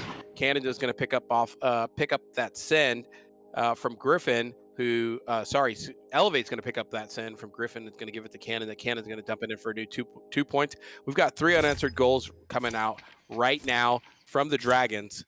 And thank you, one and only in the chat. Finally. KJ is fine. KJ is fine. I'm not sure if Superfly is like goading me into saying Tempa. I'm not sure, or maybe they're both good. Hey, we have an answer. Canada on the board with a 3-pointer. We've now got a 6-3 to match. But KJ here early on, first 3.5 minutes of the match, has really put a mark on this game. They've got the 6-3 advantage. They've got their first joust advantage of the match here with 5 minutes to go in the first. DeWup, good pickup there. Sends it right back forward. He gets that giant wingspan up. Sends it forward. DeWup picks up his own clear. Oh, looking for a shallow shot there. Trying to find the pocket. Not able to reach it. Nobody's home in the back line. Oh, here comes Canada looking to get a hand on it. Looney's going to disrupt that. Force a loose disc. Elevate picks it up right back to Looney. And they're in the hunt right now again for the orange bubble. Cutting the lead to 3 here, but not in possession of the disc as the Dragons are looking to turn this into a great offensive push. Griffin back over to Looney. They're playing keep away right now from DeWup as DeWup's trying to float back to the bubble, trying to find some options here. The bubble's getting crowded. We've got all 4 members of the Dragons in there. It's going to get broken up and sent right back out by the New Haven Ninjas. Ninjas are going to send a nice clear here, but Looney and the defensive stack get back there in time. A little bit of scrum over here in the near side. Hun Wilden picks that up and bounces it right back over to the blue side of the arena. Let's see if somebody can pick it up, make something happen. But again, Looney, like the man with the plan, in the right place at the right time, picks that up, is going to send it right back forward. And they cannot get anything moving over here into the blue side of the bubble. Oh, the top corner of that shield is going to get in the way of a long 3-pointer that looked like it had a chance. I don't know who decided to put that barrier there, but it was a terrible idea. But it is going to be the Dragons who maintain possession. They're now working inside the bubble. Great save there from Canada, who I assume lives in Albuquerque, New Mexico. is going to pass things back out to Looney, who is going to work this one over to the far side, and it's going to be KJ who puts that one in for another 2 points. So, Nails, that's at least 3 goals of the 8 points total for the Frisco Dragons that KJ has been a part of, and right now they've got a 5-point advantage with 3.5 to play. And right now they're looking to hold that lead. It's small, but it's enough to kind of control the tempo and the momentum here for the game. As the New Haven Ninjas come out here, try to get the headbutt going. Again, like just a little bit of communication issues, some chemistry issues. They're not clicking right now for the New Haven Ninjas. You see they're right back into the orange side bubble here. They're going to scuff that rollout. Finally picks it up there. UFC gets a good clear over to the blue side of the arena, and we are on the hunt. KJ Tempa picks that up right away, gets a nice drop back to Elevate, who's in front of the goal, and they're going to reset here, looking to move it forward. Here comes Duwup, trying to bring a little bit of pressure to the goalie. UFC, great stop there on the near side tunnel. Puts a rear naked chokehold, I guess is probably, yes, to Duwup. And Duwup is going to find that loose disc, drop it in for 2, and they're back within 3. Yeah, and they've got 5 points now on the board after we saw the Dragons get out to that quick start. I'm a little concerned about one and only, who is questioning my geographical prowess and saying that Canada is Canadian and not actually from New Mexico. So, yeah. I don't know if I believe that. I don't think I believe that. I think he's from New Mexico. Like, I know maps, and anybody named Canada is definitely from New Mexico. It's KJ Tip says one to Looney. Looney's going to drop it in for 2, bringing them back out by 5. Very quick answer there, 9 seconds after the last goal for the Frisco Dragons, coming back out with a very aggressive offense, finding the corner and looking to bring that pressure into the orange side bubble. KJ, and thank you one and only, because that's how I'm going to pronounce it henceforth. 4 points and 2 assists, like out of 5 goals involved with 4 scorers.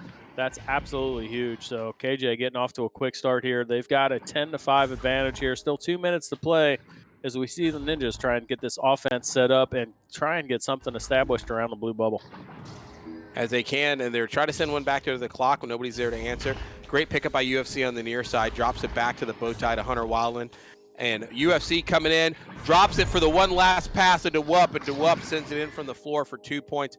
Great passing there on that run from the New Haven Ninjas. I think that is right now probably one of their strengths, is really just shows short passes. They're switching to a little bit of a shorter pass game here, looking to play keep away from that defense that's been so lethal for the Frisco Dragons. Yeah, it certainly has. Duwup now with 4 points on the match. Canada getting involved with 3 points as well, but they have brought this back to within a 1-score game. But they're going to leave an empty goal, which Looney takes advantage of there with a long 3-pointer coming in from 18 meters out to stretch the lead back out to 6. So just as we see some momentum swing the way of the Ninjas, the Dragons answer with a big 3-pointer. And they're coming back in here with 30 seconds left in this first quarter, looking to close this gap, find something that works. I think they found a good passing game here. They just got to make those connect. A little bit shorter passes, work their way inside that blue side bubble. Once they get in there, they're making some magic happen as Breezebo catches one from the far side. Down low by the far side boot, over to UFC. UFC tries to take a cut pass across the center to Hunter Wildland. Gets intercepted by KJ. KJ's going to send that long clear back over the far side tunnel. Loose disc, nobody's home. Orange side of the arena, right by the bow tie. Looney picks it up, looks for a long shot. Just a shallow bounce takes the fade and just barely dings that one out, but they are going to maintain possession, get another shot, and Hunter is going to make a clutch save there to end this one. Nails at the end of the first quarter, 13-7. It looked like the Dragons were going to get another goal on the board there, but Wildon getting the name on the board there with a clutch save at the end of the first. With that, we will send it to a word from our sponsor and be right back for Q. Hold on a minute. Did we hear that right? Dodge is making an electric car? We're talking hypothetical, right? Surely you jest. Dodge? You mean the people who devised the legendary 426 Hemi and sunk it into a sublime missile? You mean the Dodge that created the Hellcat Red Eye and the most powerful muscle car in the world? Makers of the 840 horsepower wheel-standing Demon? Why on God's green earth would Dodge ever build an electric car? Anybody? Any thoughts out there? Hello.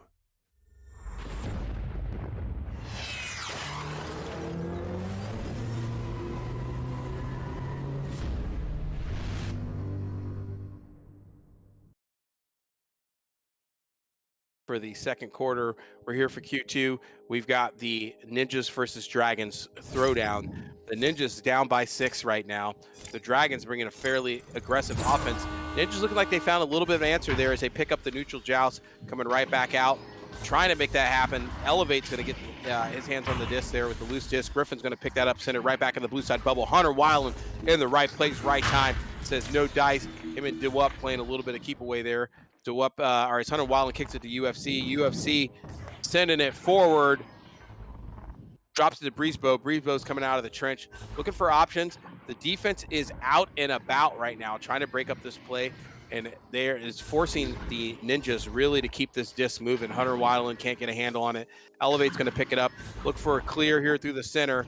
Gets it past the back line. Nobody's home. Three-pointer. KJ for 3 from 10 meters out. 10 meters out, another 3 points. They stretched the lead all the way out to 9. It really looked like the New Haven Ninjas were going to get an offensive set going there, Nails, but the interception by KJ and then turned into a 3-pointer on the other end stretches the lead even further into Dragons' favor. It's now a joust advantage over to the Ninjas. Let's see what they can do to try and get some kind of offense going here. They want to stay in this thing, keep it close. Now down 9. Yeah, I'm trying to bring that pressure again. Good pass there over to Breezebo. Breezebo dialed in off of DeWup's pass. Great assist for a long distance 3, bringing him back within 6. And yes, one and only.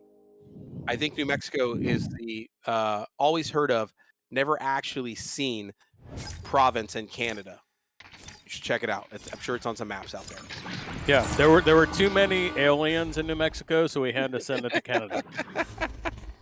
Hashtag science. Follow the science, my friends. And Looney picking that up on the near side.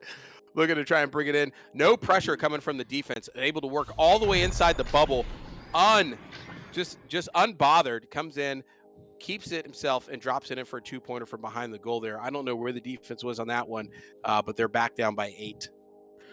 And Nails, there are just these little moments in matches where we saw that great goal by the Ninjas. They kind of crawl things back, and then that super quick answer by the Dragons. You just got to wonder mentally, how does that continue to affect the Ninjas of like, wow, we did this great thing, we got this goal, things are going in our favor, and then you give up a quick goal like that.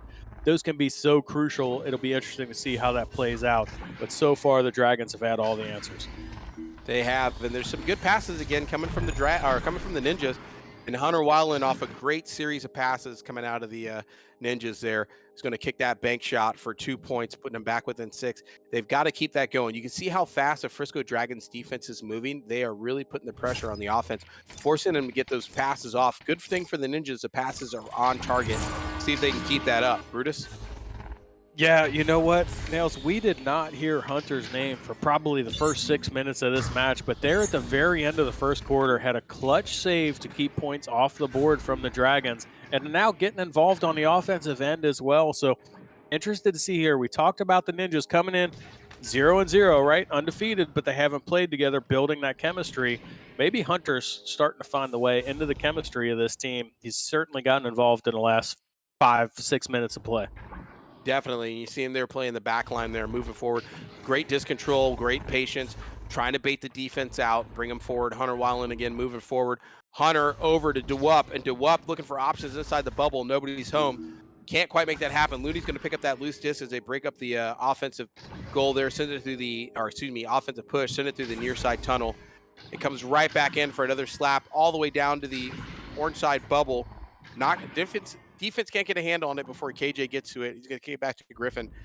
And then now you see the Dragons starting to slow it down, being very patient with their passes. Looney's getting away from the defense there. DeWup is in the chase, trying to force a play here.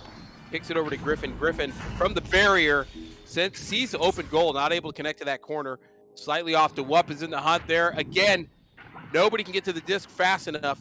Everyone is in free float right now under their own power as we're trying to break the play. DeWup finally gets a hand on it, sends one forward through the far side tunnel. It's back over to the blue side bubble, and we have got a stack fight up to the high side of the goal. DeWup picks that up off the ceiling.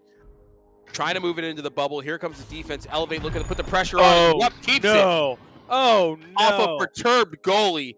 Great communication from the Ninjas, and DeWup finds that 3. Yeah, finds the 3 contested off of the ceiling there, gets the push off, gets that one away from 13 meters.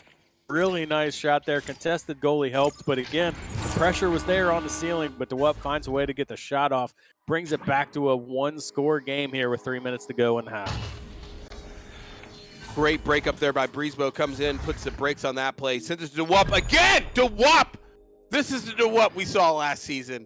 Dialed in another 31-meter three-pointer. Finds that open lane. Nobody's home in the defense. Takes advantage of it. Takes him right back to a tie game. Yeah, back to a tie game. Just really crawling their way back here in the second. DeWup now with 10 points to lead all scores. Really impressive. Also impressed with Brisebois here in the second quarter, really getting things done. Brisebois been in and around NEPA since the get-go, having a nice match here, set DeWup up for that long three-pointer, which allowed the tie game here as we approach the 2-minute mark in the half. Here comes the defensive stacks looking to get back. Elevate with a nice steal from DeWup there. Can't do anything with it. Drops it back to Griffin. Griffin hanging out there by the double diamond. Looking for options. Moves it forward again. None of the defense coming out to meet him. Got plenty of time. We've got players all around to the nest there. Elevate. Caw, baby bird from the nest. It's going to take you higher there for another 2 points. Putting them right back out in the lead. 2 minutes left here in this half.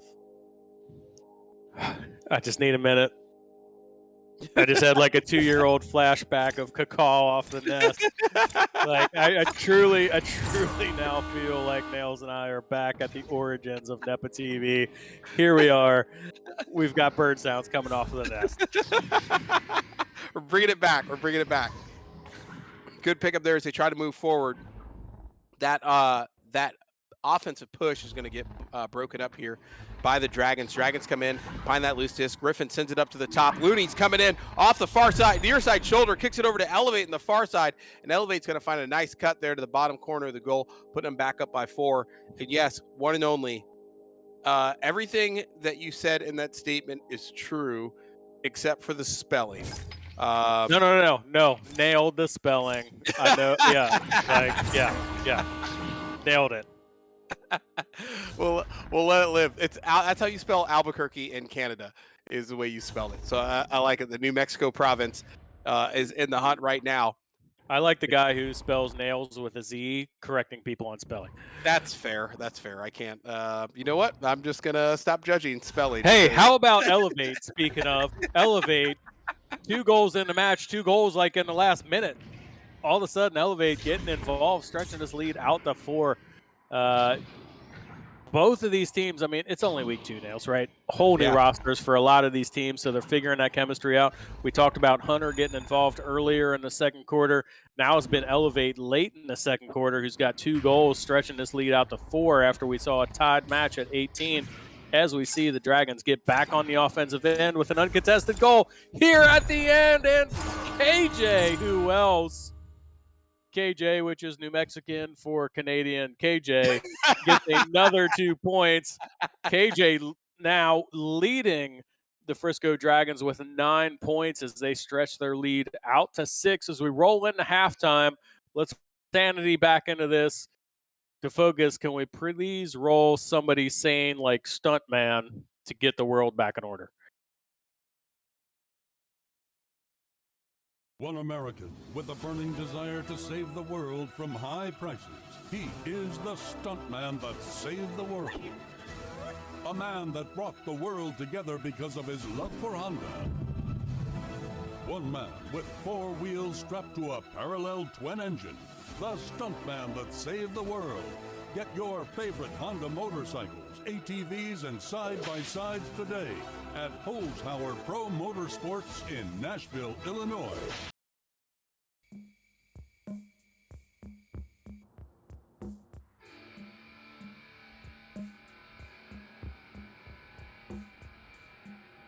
We don't have to worry about predators like our ancestors did. No saber-toothed tigers stalking from the brush.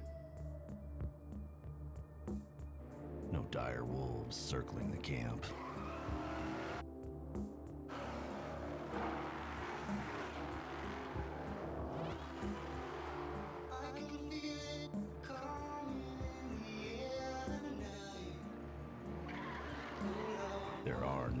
monsters to fear.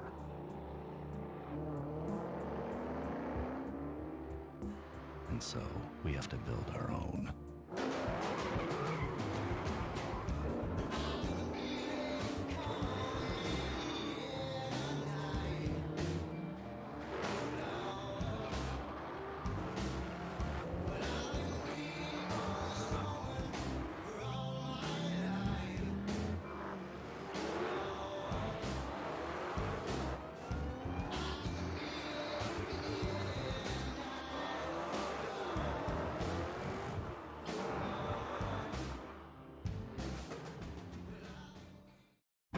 If you really want to find out what you're made of, you can forget the personality tests and social media quizzes. Because the only way you're ever going to know is by heading into the big, wild, raging, so damn beautiful it hurts world and finding out for yourself. Were you born to follow a path, or were you born free? These are the things we thought about when we made the new Grand Cherokee. Made for what you're made of.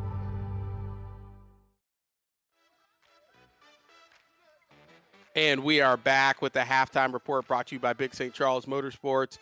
And we are here with the Ninjas versus Dragons Spectacular. I mean, we have had quite the matchup between these two teams. We've taken your maps and burned them. But, Brutus, tell me what you saw in the first half here and why the Dragons are out 6 points right now. I'll tell you why the Dragons are up 6 points right now, because from a statistical perspective, team-wise, they should actually be leading by more.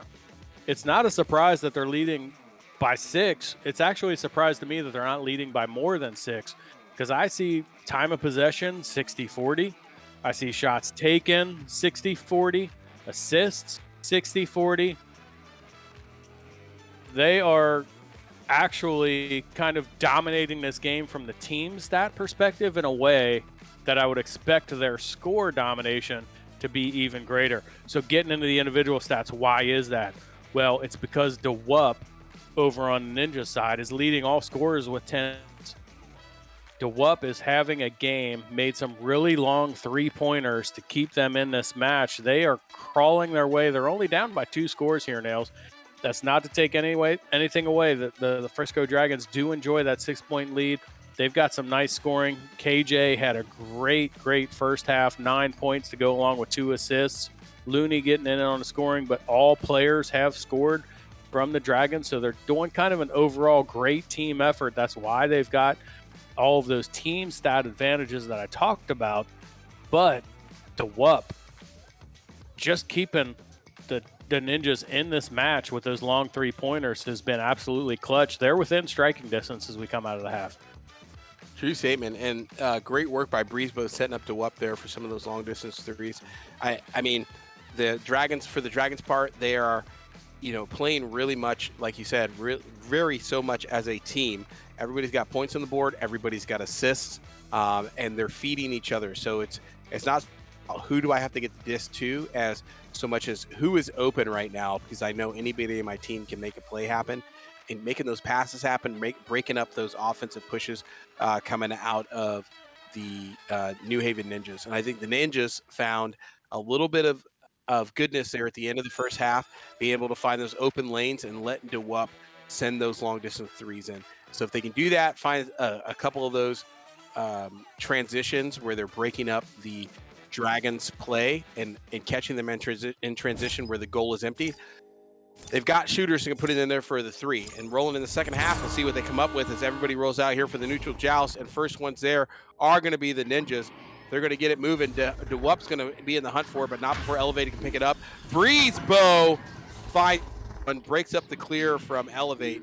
Kicks it right back in the blue side bubble. Here comes DeWupp trying to do some magic there. Finds a ding ring. Hunter over to Breeze. Breeze over to DeWupp, and DeWupp comes right back in with those giant arms, slinging it in from the bottom for 2 points.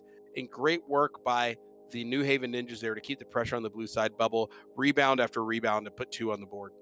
Yeah, what a fantastic start to the second half for the Ninjas, who kept the pressure on, went with the extra pass there, which sets up the 2-pointer. They put that one in. They bring it back to within 4 points. That was a really nice set there coming off the house to get the second half started. Now the disc in the hands of the Dragons. Let's see what they can do rolling out their offense as they bring it up the near side tunnel. And the Dragons in the hunt right now. Looney over there from the near side shoulder finds a bottom corner. 1v1 versus the goalie, sends it right past his hands for 2 points. They're still up by 6 right now. Answer for answer, but I think the New Haven Ninjas here have something that works for them. We'll see what they roll out here with the joust advantage, looking to put another 2 points on the board and find some unanswered goals to close this gap down. They pick it up. Canada's on the QB match right there, rolling out off the nest, immediately under pressure by the defense. Tries to send one over to the far side tunnel. Hunter can't reel it in, and as Hunter goes back to grab the loose disc, Looney jumps him, takes it from him, and sends it long distance 3 in from 20 meters.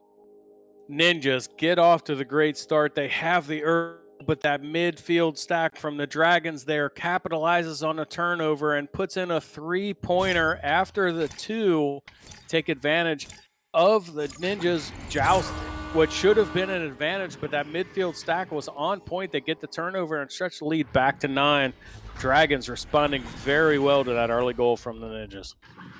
And a little bit of scuff roll out there from the Ninjas. They're eventually going to get it forward to Hunter. Hunter tries to send it forward. Does not get picked up there, but DeWup's going to regain control of the disc in possession.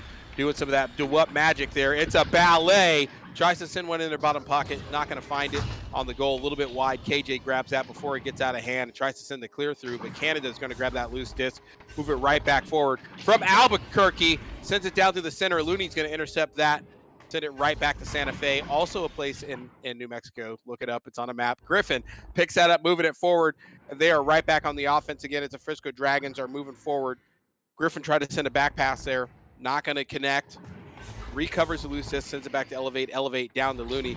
Looney across the floor to KJ. KJ coming in from the far side boot, gets rid of it just in time, and Elevate's going to dump it in for 2. Great cut pass and a read from KJ. Who else? KJ. KJ. Yeah, it's been happening all night. KJ getting involved with creating points for the team, doing a really great job all night tonight. KJ really making an impact here for the Dragons. Yeah, creating opportunity where there is no opportunity there, opening up those lanes and finding it.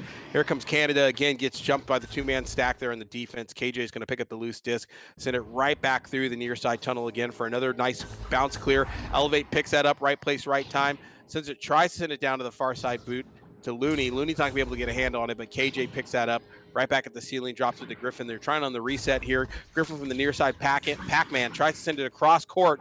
Not going to happen. Gets bottled up on the ceiling. DeWup's there to pick that up. Grabs the loose disc, and here comes the stacks again from the Dragons so fast. Get back in time to stop that from becoming an offensive advantage for the New Haven Ninjas. And KJ bounce it over to KJ in the far side tunnel. KJ's going to try to send that, but Canada's going to try and break that up again. KJ with the stop on the clear at the back line. Sends it forward again, and they reset. Hunter, this time, over to the far side to Canada. Canada tries to send it into the bubble. DeWup there to pick up the nice bounce off the shield. Drops it in behind the bubble to Brisebow. Brisebow to Canada for 2. All hail New Mexico. 2 points on the board. New Mexico back on the board. Canada getting 2 points on the board. They ebb the flow, which was a huge Dragons momentum swing. Get 2 points back on the board, bring it back to within 9. There's still 3.5 to play here in the third. Nails. Quarterback Griffin with time looking to set things up here, passing over to Elevate in the near side tunnel. And Elevate looking for options there, trying to get through. This is not anywhere that the Dragons haven't seen before. They're looking for an answer here on this goal. Try to send one through the center, but Elevate, right place, right time, great positioning. Picks it up over on the near side to Looney. Looney from the clock drops it in from behind the goal for 2 points, and that is what the Dragons have been doing well this entire game. It's just making those opportunities happen out of what seemed like scuffed passes or scuffed clears. Brutus. Yeah, Looney now leading all scorers with 14 points. It seems like, what name haven't we called in a while? That name is about to have a big play because, like, you lose track of somebody and all of a sudden they're going to have a big play. We've seen it with Elevate. We've seen it with Canada. We've seen it with Hunter. Looney that time getting involved, getting another 2 points on the board. 14 lead all scorers, and to lead the all-time match lead of the game, they're now up to 11 with 2.5 to play here in the third. You see Ninjas trying to make some magic there happen, not quite able to get that pass off. It's going to get picked up again by the Dragons with those great stacks, the right place, right time, great placement. Griffin rolls that back. Ooh, sends one to Elevate. Elevate tries to send a long three from outside on the near side. Not able. He's going to take a ding ring. They are going to recover there. Looney's going to pick it up from the back line and try to bring it forward. Looking to slow it down. Drops it over to the near side to Griffin. Griffin behind the clock to Elevate. Elevate down to KJ. KJ tries to walk it in, and the defense has a great stop there. Puts him to sleep. DeWup picks up the loose disc. Drops it back close to the bubble there by the far side boot. Looking for options. Trying to get this disc through the defense there to start moving it forward. Does a great job there. Sends it through the near side tunnel. Go ahead. Really, really nice patience there to wait for the stack to get together. Unfortunately, the pass isn't going to connect. They got the stack going. That's going to move all their players forward, which leads to an empty goal, which Griffin takes advantage of there with the three-pointer assisted by KJ. Griffin for 3 points stretches the lead back out to 14. I did like what the Ninjas were doing.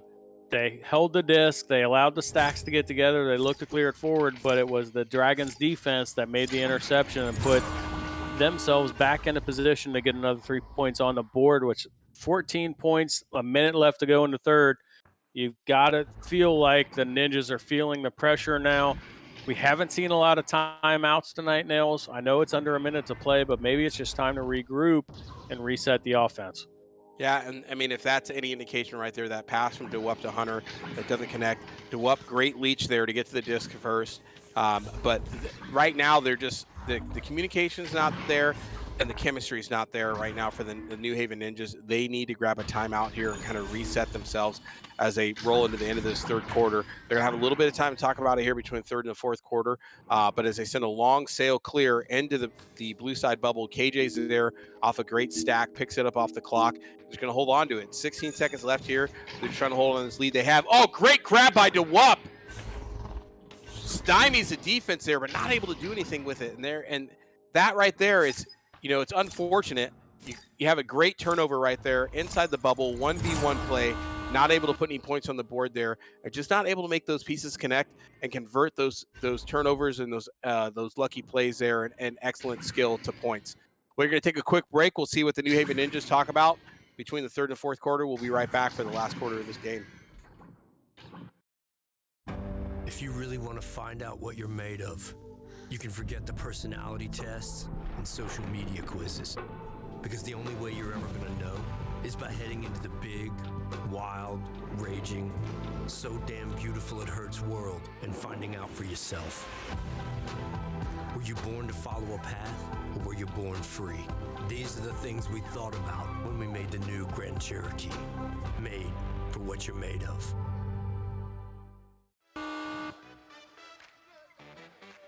And we are back for the fourth and final quarter. Brutus, tell me a little bit about what we saw in the third quarter. So looking at a 14-point lead here for the Frisco Dragons. Yeah, Frisco Dragons are starting to find some momentum. Ninjas had their moments. They were creating some offense, but now what we're starting to see is the Dragons' defense applying pressure in a way that the Ninjas just aren't reacting to. So they're creating turnovers, they're creating shot opportunities, and they're turning those into points. 14 points. Still got 8 minutes to play. Plenty of time for the Ninjas, but they can't continue to allow the Dragons to turn defense into offense, create those turnovers. Indeed, and right now they have got to find an unanswered run here of points. They're doing a pretty decent job, it seems like, of getting the New Haven Ninjas, of getting the disc kind of past that neutral zone. It's just when the Frisco Dragons have the ability to kind of clump their defense once they get over on their side of the arena, there's not a lot of good answers coming out of the New Haven Ninjas on where to send that disc. Whether it's holding on to it too long or trying to send those long passes that are getting broken up by those defensive stacks that are just moving so fast. They can't get inside the bubble. And they're not finding those empty lanes like they were finding there in the first and second quarter, which is enabling their shooters like DeWup to find those threes. There are a couple scuffed rollouts from the New Haven Ninjas as well, trying to move the disc forward. Right now the New Haven Ninjas are just not firing on all cylinders there for their chemistry. A little bit of communication, it seems like, coming across there from the New Haven Ninjas as they're trying to move the disc forward. But really, I think the biggest thing is that the Frisco Dragons aggressiveness is just forcing the New Haven Ninjas to think on their feet, and they don't have the chemistry built to be able to do that right now. So as soon as their play gets broken up and their game plan, it kind of turns into whatever we got, send it forward and see if we can make something happen. And as they pick up the neutral joust there, New Haven Ninjas moving forward. And again, big neutral joust there. Canada picks that up, sends it forward to DeWup. DeWup coming in from the far side, from the near side, and the defense gets to him beforehand, but not before he can get a shot off. Griffin's going to put a stop on that. He tries to find some open air and find a corner, but nothing is clicking right now for the New Haven Ninjas, Brutus. Yeah, a couple of slap attempts there. We're not able to connect on the passes. Here's going to be a long shot that's going to air wide of the clock, end up bouncing back to the floor. DeWup's going to pick things up. He's going to look for a cross, but it's going to be KJ, who has played a phenomenal game on the interception there. Tries to clear things out. Not far enough, though, as Canada is able to collect that, intercept that pass, feed it forward to DeWup, bring this back to a 12-point match. We're back to a 4-score game. Back to 4-score here. We've got 4-score and 7 minutes left in this game. Boom. You like that? I don't know. Nailed it with his knee. Nails it. Back here in the fourth quarter. And I think I might be mistaken, but I thought DeWup was also from New Mexico. Like the province New Mexico, not the state New Mexico as well. I can't remember, but in either case, great setup there from New Mexicans together. Canada and DeWup looking to put points on the board. Great steal from Breezebo. Oh, the Breezebo. Oh, no. Great send. A great shot. Brings it back to a 3-score game there from 42 meters, Nails. What a shot. You knew exactly what he was doing as soon as he collected that disc. He knew there was an empty goal. Sends that one home. We're back to a 36-27 advantage for the Dragons. And 9 points, not a big hill to climb at all right now. If they keep that going. But again, we kind of saw that classic New Haven Ninjas classic kind of strategy there. They opened up that lane, sent it in, and Breezebo and DeWup finding those empty lanes with an empty goal, putting threes on the board. But that's not going to be enough to win them this game. They've got to find their way to work in and beat up the bubble and puts points on the board. As KJ sends one to Looney, who comes in from the near side shoulder and drops it in for 2. And that is what the Dragons have been doing well this entire game, capitalizing on those short distance goals to put points on the board, 2 points at a time.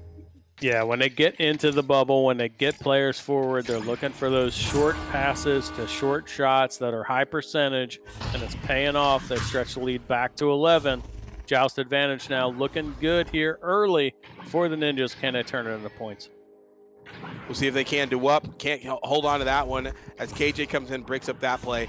Tries to get it through the near side tunnel. Gets broken up there. DeWup gets a hand on it. Tries to send it back into the bubble. Griffin's there to break that up. Coming out of the goal. Sends it forward. Great bank clear. Elevate, right place, right time. Tries to send a long distance shot there to the goal. A little bit wide. Hunter's going to pick that up. Drop it down through the trench. Right back through the center. Griffin again playing that great back line. Picks that up before the disc can get anywhere and turns it right back into an offensive play here for the Frisco Dragons. KJ back over to Elevate. Elevate from the floor. Gets robberied at the near side boot by Breezebo. Nasty defense by Breezebo. They're going to send it into the bubble. It's going to be ineffective, but that great defensive play, what a stop. Looked like that was going to be a goal for the Dragons. Breezebo in position. Now it's going to be the Dragons who look to reset. Looney working the disc off of the ceiling, trying to reset the offense. Yeah, the New Haven Ninjas, again, can't really do anything with that one. And DeWup tries to send it in the bubble there. Nobody's home. Great backline play there by Griffin, again, to break that up. Breezebo coming in on the near side, looking for options, drops it back to the backline. Hunter looking for options, moves it forward, trying to draw that defense out, gets what he wants, sends it over to DeWup. DeWup on the far side. Pac-Man looking for options, sends it to Canada. New Mexico sails a little bit wide there, not able to pick it up. Breezebo's going to pick up that rebound, tries to drop it down to the bottom to Hunter, and Griffin's going to get there first. Griffin has been doing a fantastic job of just reading these lanes and reading these passes to break up the plays inside the blue side bubble. Yeah, ding, ding, ding. Griffin with a great turnover there. Can't turn it into points as that one's going to ding off, but they're going to maintain offensive possession, doing a great job here of spacing out the bubble. They're stretching the defense, and that's going to lead to a goal by Elevate. Did a really nice job there coming off of the turnover to spread out, to stretch out the defense, which sets Elevate up. Bori another 2 points, stretching this lead back out to 13 with just 3 minutes to play. Very, very little room for error from the Ninjas. Yeah, and right now the Ninjas have got to do everything perfect. They've reached that point in the match here where they've got to make all their passes count. You see right there a little bit of scuff on the rollout. They got to make all their passes count. They've got to find some of those open lanes for those long distance threes. They've got to shut this down quick. DeWup there with Breezebo picks that up on the back stack. Tries to bring it in, holds on to it a little bit too long. Just as he gets the near side boot, gets broken up by Griffin, who's been everywhere, breaking up plays for the New Haven Ninjas there. And they're right back inside, or back close to the orange side bubble. Breezebo and the defense do a great job of trying to break that up. And then how did Griffin get back to the tunnel that fast to stop that clear? What am I missing here? Is there a teleport option? Is there a teleport cheat code? Griffin is reading the Ninjas, and he's in the right place at the right time. He has created so many turnovers here in the fourth quarter. It looks like we're going to get an offensive set here. DeWup is going to put that in for 2 points, but Griffin is so often here in the fourth quarter made disruptive plays on defense because he's reading so well what the Ninjas are trying to do offensively that he's in the right place at the right time and is creating turnovers. 11 points now, minute and 50 to go. Going to be very difficult for the Ninjas to overcome. Yeah, and Griffin is basically the Miss Cleo of clears right now, just reading everything that the New Haven Ninjas are trying to send forward and breaking it up. Looney over to KJ, or excuse me, Elevate over to KJ. KJ kicks it over to Looney. Looney unprotected there in the back behind the goal, comes in for another 2-pointer there, 1v2 inside the orange bubble, takes him up to 42. Not a lot of answers coming out of the New Haven Ninjas right now. No, and they're going to have to be extremely efficient. We may be at the statistical point of no return, but they can't afford to give Griffin opportunities to intercept passes. They've got to come out with something here on the rollout, as that one is going to ding off of the near side tunnel and end up back in the Dragons' hands again. You just can't have those turnovers from the quarterback position when you've got the joust advantage. Yeah, we've seen how dangerous those ineffective clears are. We see another one there, nobody able to pick up in the far side tunnel. Elevate's going to get their hands on it first. If you cannot clear the disc and force the team to reset, you will never be able to transition to offense, and that's what's happening right now. There, Looney with another great grab there off the back line, sends it over to KJ to Elevate. Loose disc right now, and Elevate comes to pick it up, and people come in swinging there from the defense. Looney's going to pick that up as Elevate slaps it over to him. Great dusty there by Looney. And just cleaning off Hunter. Brings it right back into the bubble. Elevate can't get a hand on it there as finally broken up. Breezebo's going to grab that, stun him out, send it through the near side tunnel. Here comes Canada. Canada to what? New Mexico bros. Looking for that option there for the goal. Great steal by Hunter there as Looney gets there first, but Hunter is going to steal that away and drop it in for 2 points.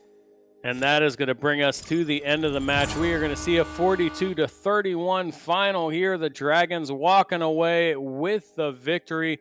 We are going to take a quick break, turn it over to our sponsors. Do not go anywhere. We're going to talk to the winning team, the Frisco Dragons, here at the end.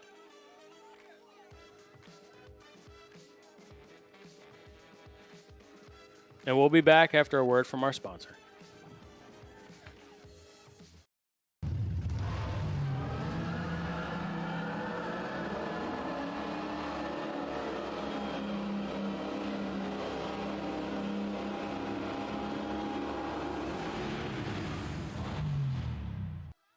And we are back for the wrap-up here for the Dragons versus the Ninjas game spectacular here.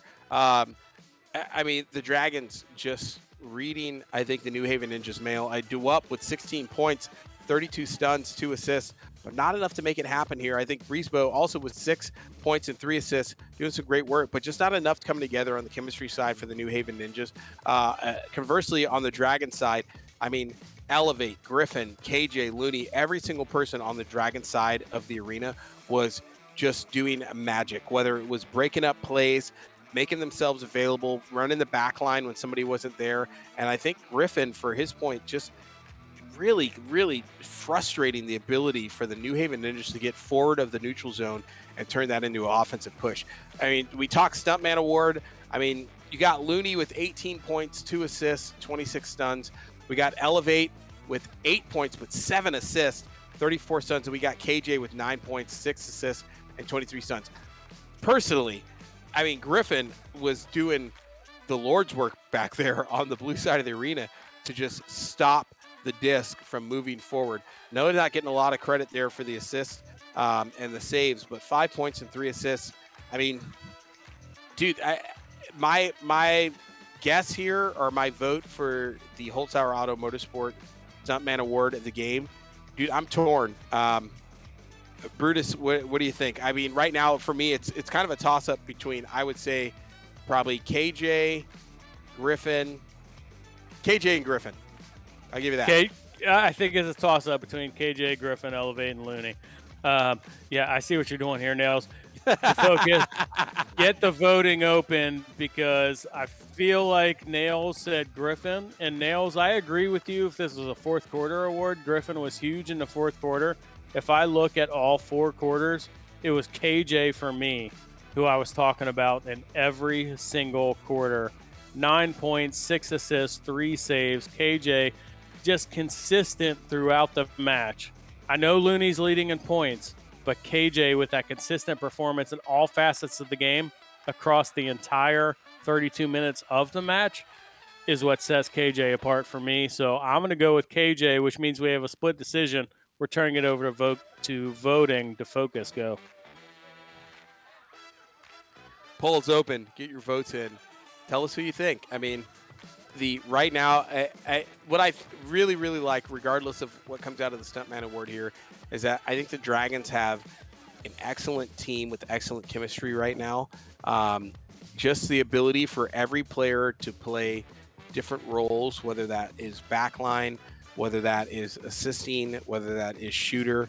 I think everybody between their kind of striker, midfield, and defense is just doing great work across the Dragons. And I think that's what made them so lethal tonight, is that there was nobody that you didn't have to worry about, right? And that's what we've seen characteristically from teams that do a really great work here in Echo, is every player is every position. And I think the Dragons have that right now between all 4 of their players. Everybody was every position tonight, and it's not something you can plan for. You can't focus your energy on one player and just try to shut them down the entire time, because every other player is really a threat. Yeah, and that's really what you want. You want a balanced team approach to this game. You're going to have a single stack, you're going to have a double stack. Like, regardless, you want every player to be involved. And that's exactly what we're seeing out of the Dragons. So that's why they're going to walk away with a victory. The contested vote right now, though, is over a stuntman, because when you have a team where everybody is contributing so much, how do you choose just one? Well, you kick it to the voters, so that it's not our fault, and they can't blame us, Nails. And it's exactly my plan, my friend. And right now, we got Griffin in the lead there with 6 votes, KJ with 5 votes. Who do you guys got? We need somebody to go ahead and put it's tied right now. Griffin and KJ. Tied right now. 6 votes apiece. Somebody please break this tie. The law lays down. What up, law? I am the law. Nice, dude. Nice, law.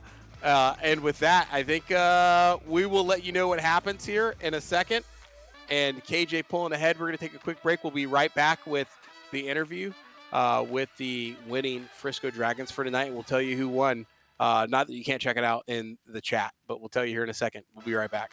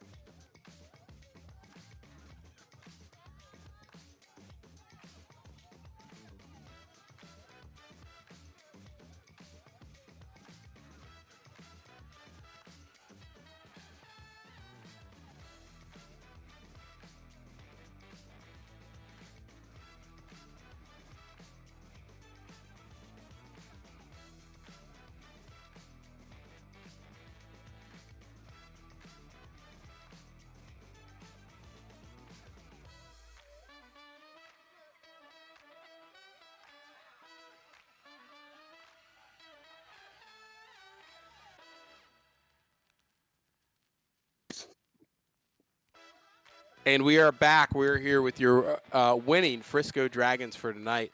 Congrats, guys. Excellent game played for tonight. Thank you.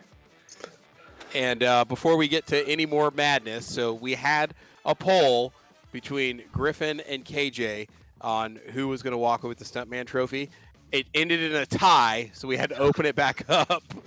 And now it's like KJ's pulling ahead, so we'll go ahead and call it. KJ, congrats. You were walking away with the Stuntman Award for tonight. And that is to say, like, guys, I know that for tonight, like, one of the reason we had to have a poll is you guys played so well tonight across every facet of the game. Everybody basically played every position. So first off, congrats. Second, congrats to KJ. 3, a blue. Like, tell me about your game plan for tonight and how you guys have such great chemistry that every player is dangerous at every position. I mean, I know last week we talked about wanting to scrim more, and I think this past week we really just accomplished that. We're just trying to like, I don't know, experiment with different lineups, different places where people are in the arena and passing around, and I don't know, we just keep our communication up and it seems to work out. Yeah, and it was visibly apparent tonight there with that communication across the entire arena. And while we got you there, Griffin, like, standing work, just breaking up a lot of those plays. I think where you guys were making a lot of your money was just breaking up the ability for the New Haven Ninjas to kind of get an offense started. You guys you were playing specifically some great backline, some great goal. Thank you. And really frustrating their attempts to kind of move the disc forward there and catch them in transition and using those fast stacks against them. Were you guys, what was really helping you kind of read those lanes? It seemed like every time they had a lane open, you guys were really shutting it down. What were you seeing specifically, Griffin, that was allowing you to kind of shut down those lanes that you were seeing? I mean, really, it's just like practicing chemistry with each other. Like, I've played with a lot of these guys for a while, so we kind of just learned to adapt to situations. And I mean, we noticed, at least in my perspective, like a lot of their lanes, they were cutting them off by themselves. So it just makes it a lot easier for us to position and kind of just like get a turnover really fast. Awesome. And then you guys your great passes there. While we got you on the line there, KJ, my guy, how do you say your name? KJ Tempo. That's what we thought. Brutus, right? We got that. Nails it. Perfect. There was a lot of confusion at the beginning of the game, and we took a lot of guesses. The chat helped us out a little bit. We resorted to just KJ, but now that we have that mystery solved, like for you guys, we just want to make sure we etch it into the Holtz Hour Auto and Motorsports Stuntman Trophy appropriately, which is all digital, and yeah, you won't ever actually see it, but we're going to make sure we get that right, KJ. Thank you for that clarification. You solved a lot of mysteries tonight. For the Dragons, you guys coming off of a win there, narrow win last week against Vancouver. How's it feel tonight with, an 11-point win here over the New Haven Ninjas? It feels pretty good. This is the first game that we've had all 4 of us together. I think this is going to be our main roster, so it was pretty good getting in the game and being able to just kind of ball out with my guys, my teammates. And you guys are going to ball out indeed here for the rest of the season. The chemistry you guys are showing is fantastic. And like we said, you guys are just a dangerous team on all aspects around the arena. Moving into the following week's game, any tweaks that you guys saw tonight that you want to work on that from what we saw, it looked like you guys have a pretty solid and cohesive team. But what things did you guys see tonight that you think you want to work on here as you come into the following weeks? So I think we're going to work a lot more on like reading plays, like reading the defense and being able to execute just a little bit more on our rollouts, and then work on our defense a bit more. But like more defense on like rollouts and being able to read them a bit faster. We got a little bit more warmed up, in the on the double stack in that last half, but I think we can start out just a little bit stronger. So we just need to kind of scrim more and build even more chem. And do you guys, speaking of chem, so we noticed tonight you guys did have some outstanding chemistry. You can always tell a team's got good chemistry there by their stacks. And your guys' stack performance tonight on defense and offense was fantastic. Is that something that comes naturally to you guys? You guys all know each other prior to this, or was that something you guys developed over scrims here getting ready for this season? I mean, I think it's a bit of both. I had the opportunity. I've been playing with KJ for a while, and then we've gotten to play with Elevate and Looney through different, privates in the NEPA server. So it part of it comes, I think, naturally, but the other part is just like it's growing and developing as we play more together. Perfect. We're looking forward to seeing more of that here as the season progresses. Congrats again, and congrats to you, KJ. Brutus, you got anything? I do not. It was a great match. Congratulations to you. You're 2-0 starting off AAA Season 3, and that's a great place to be. So well in contention, and congrats again to a great victory here, and good luck in Week 3. Thank you. Congrats, guys. And don't forget to join us. Thanks for joining us tonight. Don't forget to join us next week as we got more games lined up for you here. It looks like on the 22nd, we've got the Columbus Fire versus St. Charles. And then we've got Chattanooga versus the Constellations. Going to be a great matchup here as we roll into the weekend. You know where to find us right here on NEPA Twitch TV, nepa.twitch TV. And you can also find us on our website. Don't forget to sign up for the LAN if you don't already have your tickets and get everything squared away. It's not something you guys are going to want to miss. And we'll catch you for this weekend. It's going to be more NEPA action here, more Echo action right here on Twitch TV. You can't miss us. Thank you again, Brutus, for joining me tonight to focus on the cams for tonight as well. And thank you for the Frisco Dragons providing an exciting game. Great game to you and the New Haven Ninjas. Looking to see more of this action here as we roll through the Series 3. See ya! See ya!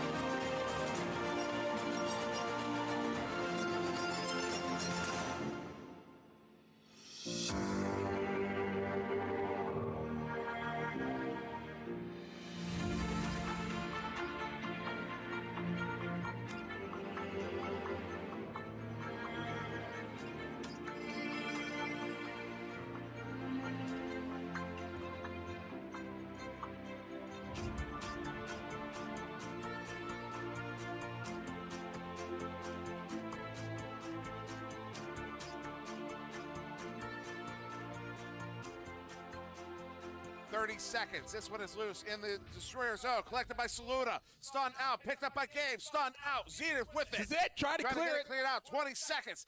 Game gets it back here. Game turning it around. Sends this one in off of the floor. Gets it to Rosie Hope. Rosie has Zenith pressuring. 13 seconds. Sending this one in. Stunned out. No. What a shield there from Acorn. Oh, no. That gets the finish. That's the victory. What's the clock? What's the clock? That's it. That's it. In the last second, the Orlando Cyclones come back 33-32. Are you kidding me? What? I've got nothing. Forget finals. What was that? What was that?